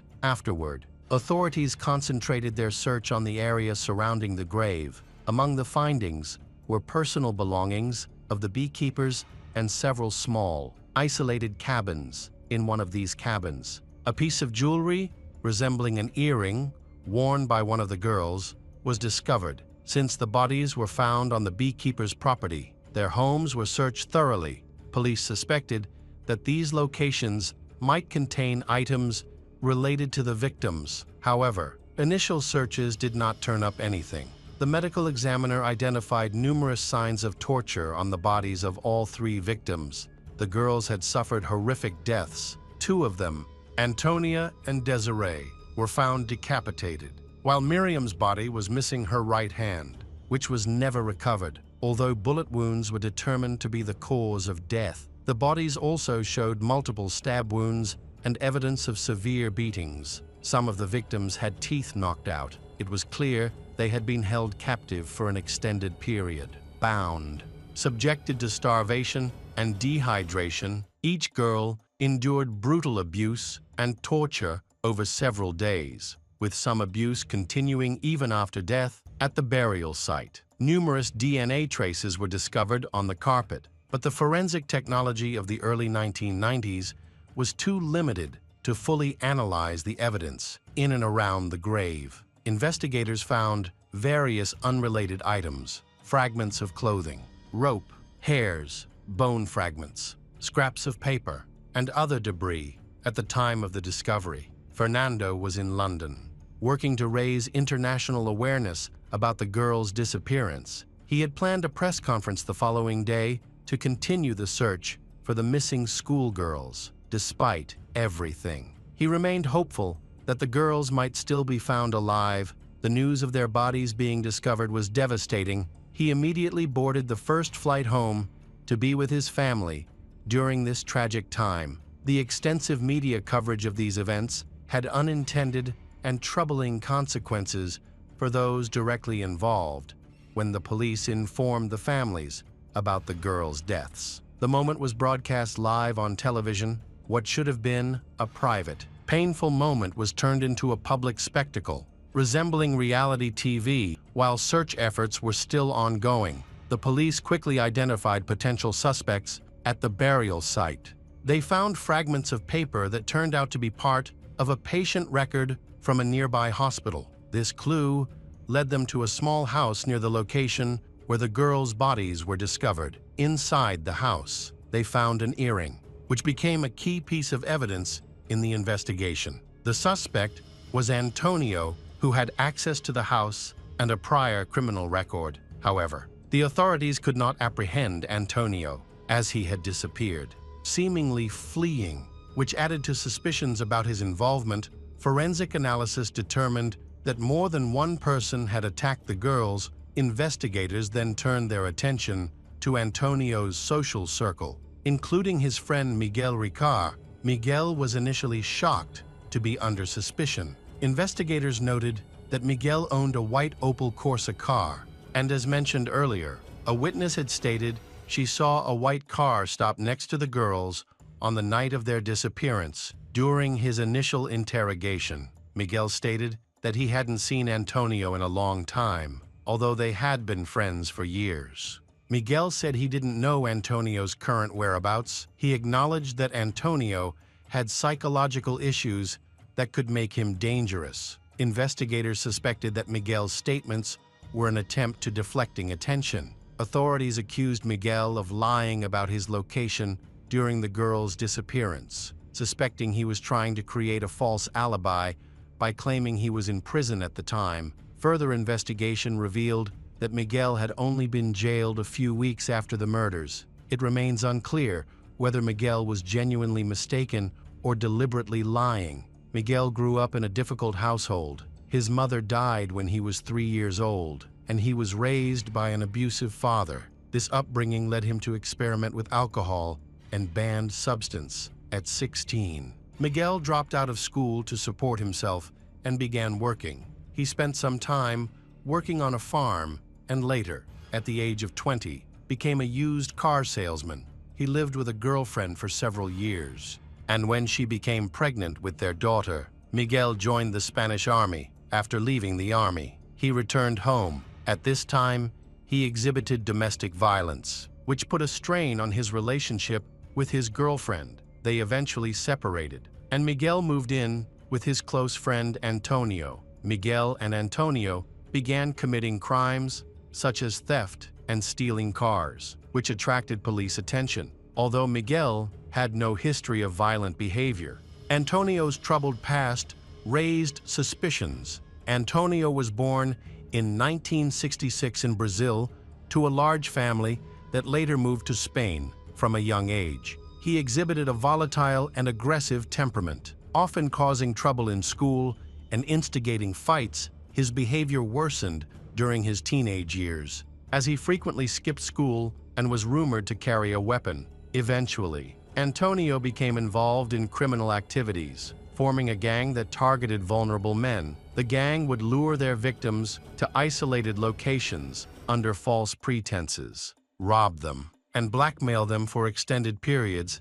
During this time, Antonio developed addictions to alcohol and banned substance, eventually he becoming involved in banned substance distribution. His sadistic and abusive behavior also extended to his own family, leading them to report him to the police. His mother even obtained a restraining order to protect herself from his aggression. Antonio was eventually convicted of crimes related to banned substance dealing and violence against, receiving a 9-year prison sentence at the time of the murders of 3 schoolgirls. Antonio was on weekend leave from prison due to good behavior. After the murders, Antonio fled. During multiple interrogations, detectives obtained a confession from Miguel, seemingly solving the case. However, Miguel later repeatedly denied the confession, claiming it had been made under pressure and coercion. The guilt of both Antonio and Miguel still needed to be definitively proven.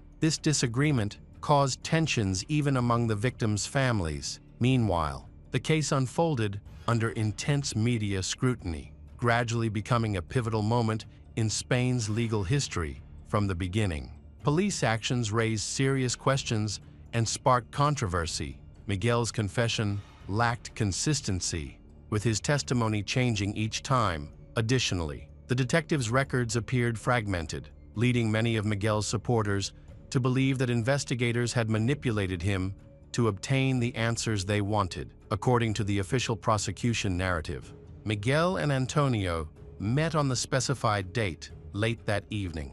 They were driving a white car down a road when they encountered 3 schoolgirls walking toward a club. After stopping near the girls, the latter appeared to feel uneasy. Miguel confessed that Antonio instructed him to help seize the girls and forcefully drag them into the car. The two then drove to a secluded area where they assaulted and abused the victims. They decided to move to a more remote mountainous location near an apiary. There, in an isolated cabin, they continued to torture and abuse the girls for days. Miguel stated in his confession that he tried to persuade Antonio to stop, but claimed Antonio ignored him and coerced him into participating. Miguel asserted that he complied out of fear for his own life. The girls reportedly cried and begged for release, but Antonio struck one of them on the head with a rock to silence her. After a prolonged period of torture, the perpetrators murdered the girls.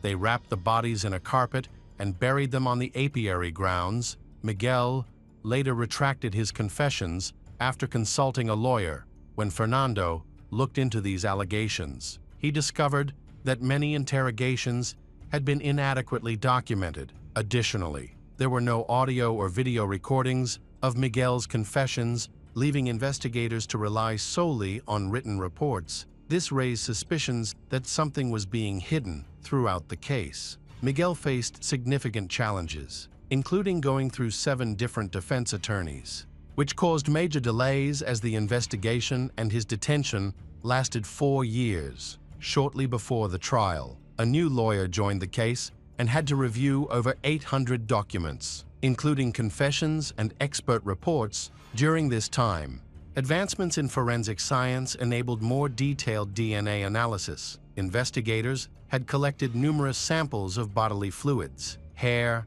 and blood during the investigation. However, they could not be fully analyzed with the forensic techniques available in the early 1990s. Now, updated methods made such investigation possible. Just 1 day before the trial, Fernando requested a delay to conduct additional analysis of this evidence. He contacted an independent forensic expert with experience in criminal cases. He quit his job and devoted his life entirely to the investigation, which took a heavy toll on his personal life. His marriage suffered greatly, and his wife later admitted that the tragedy had reduced their relationship to a mere shadow of what it once was. The tragedy also severely impacted Fernando's wife, whose health declined over the years. She battled cancer and ultimately refused a liver transplant, saying it should go to someone who truly wanted to live. By the time the trial began,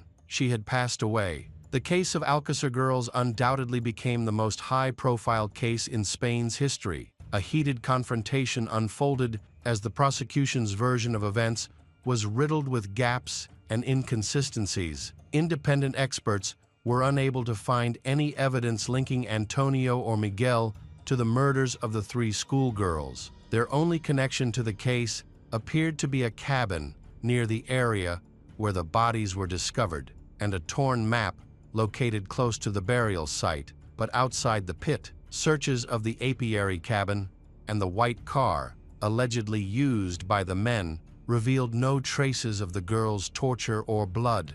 Considering Miguel's confession, it seemed highly improbable that no physical evidence of the crimes could be found in the house or vehicle. Despite such doubts, the prosecution remained determined to secure a conviction. Meanwhile, Fernando launched his own investigation and unearthed evidence suggesting the involvement of high-ranking officials. Driven by the painful loss of his daughter, he tirelessly sought the truth, openly criticizing the entire investigative process and sparking widespread public debate. He even appeared on television, alleging that the crime might be linked to a criminal network responsible for orchestrating such activities. He accused several prominent figures in Spain, a move that drew significant public attention. However, these allegations came with consequences. Both Fernando and a criminologist assisting him faced legal repercussions for attempting to obstruct the ongoing investigation.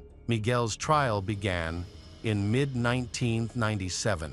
By that time, he had already spent 4 years behind bars. He was expected to receive a severe sentence for the crimes he was accused of, despite the lack of concrete evidence. Miguel was convicted of kidnapping, abuse, and murdering the 3 victims, and sentenced to 170 years in prison. In 2010, Miguel appealed to the European Court, which ruled in his favor, stating that the sentence constituted cruel punishment. The European Commission argued that indefinite prison terms could make inmates increasingly uncontrollable and violent toward other prisoners and staff. Miguel was later released in 2013, following a ruling by the Court of Justice of the European Union. As for Antonio, his whereabouts remain unknown. It was suspected that he had attempted to flee the country, although briefly detained in Ireland for traveling without a ticket. He disappeared shortly afterward. Some speculated that he allegedly jumped into the sea off the coast of Ireland to end life. Many believe he successfully escaped abroad,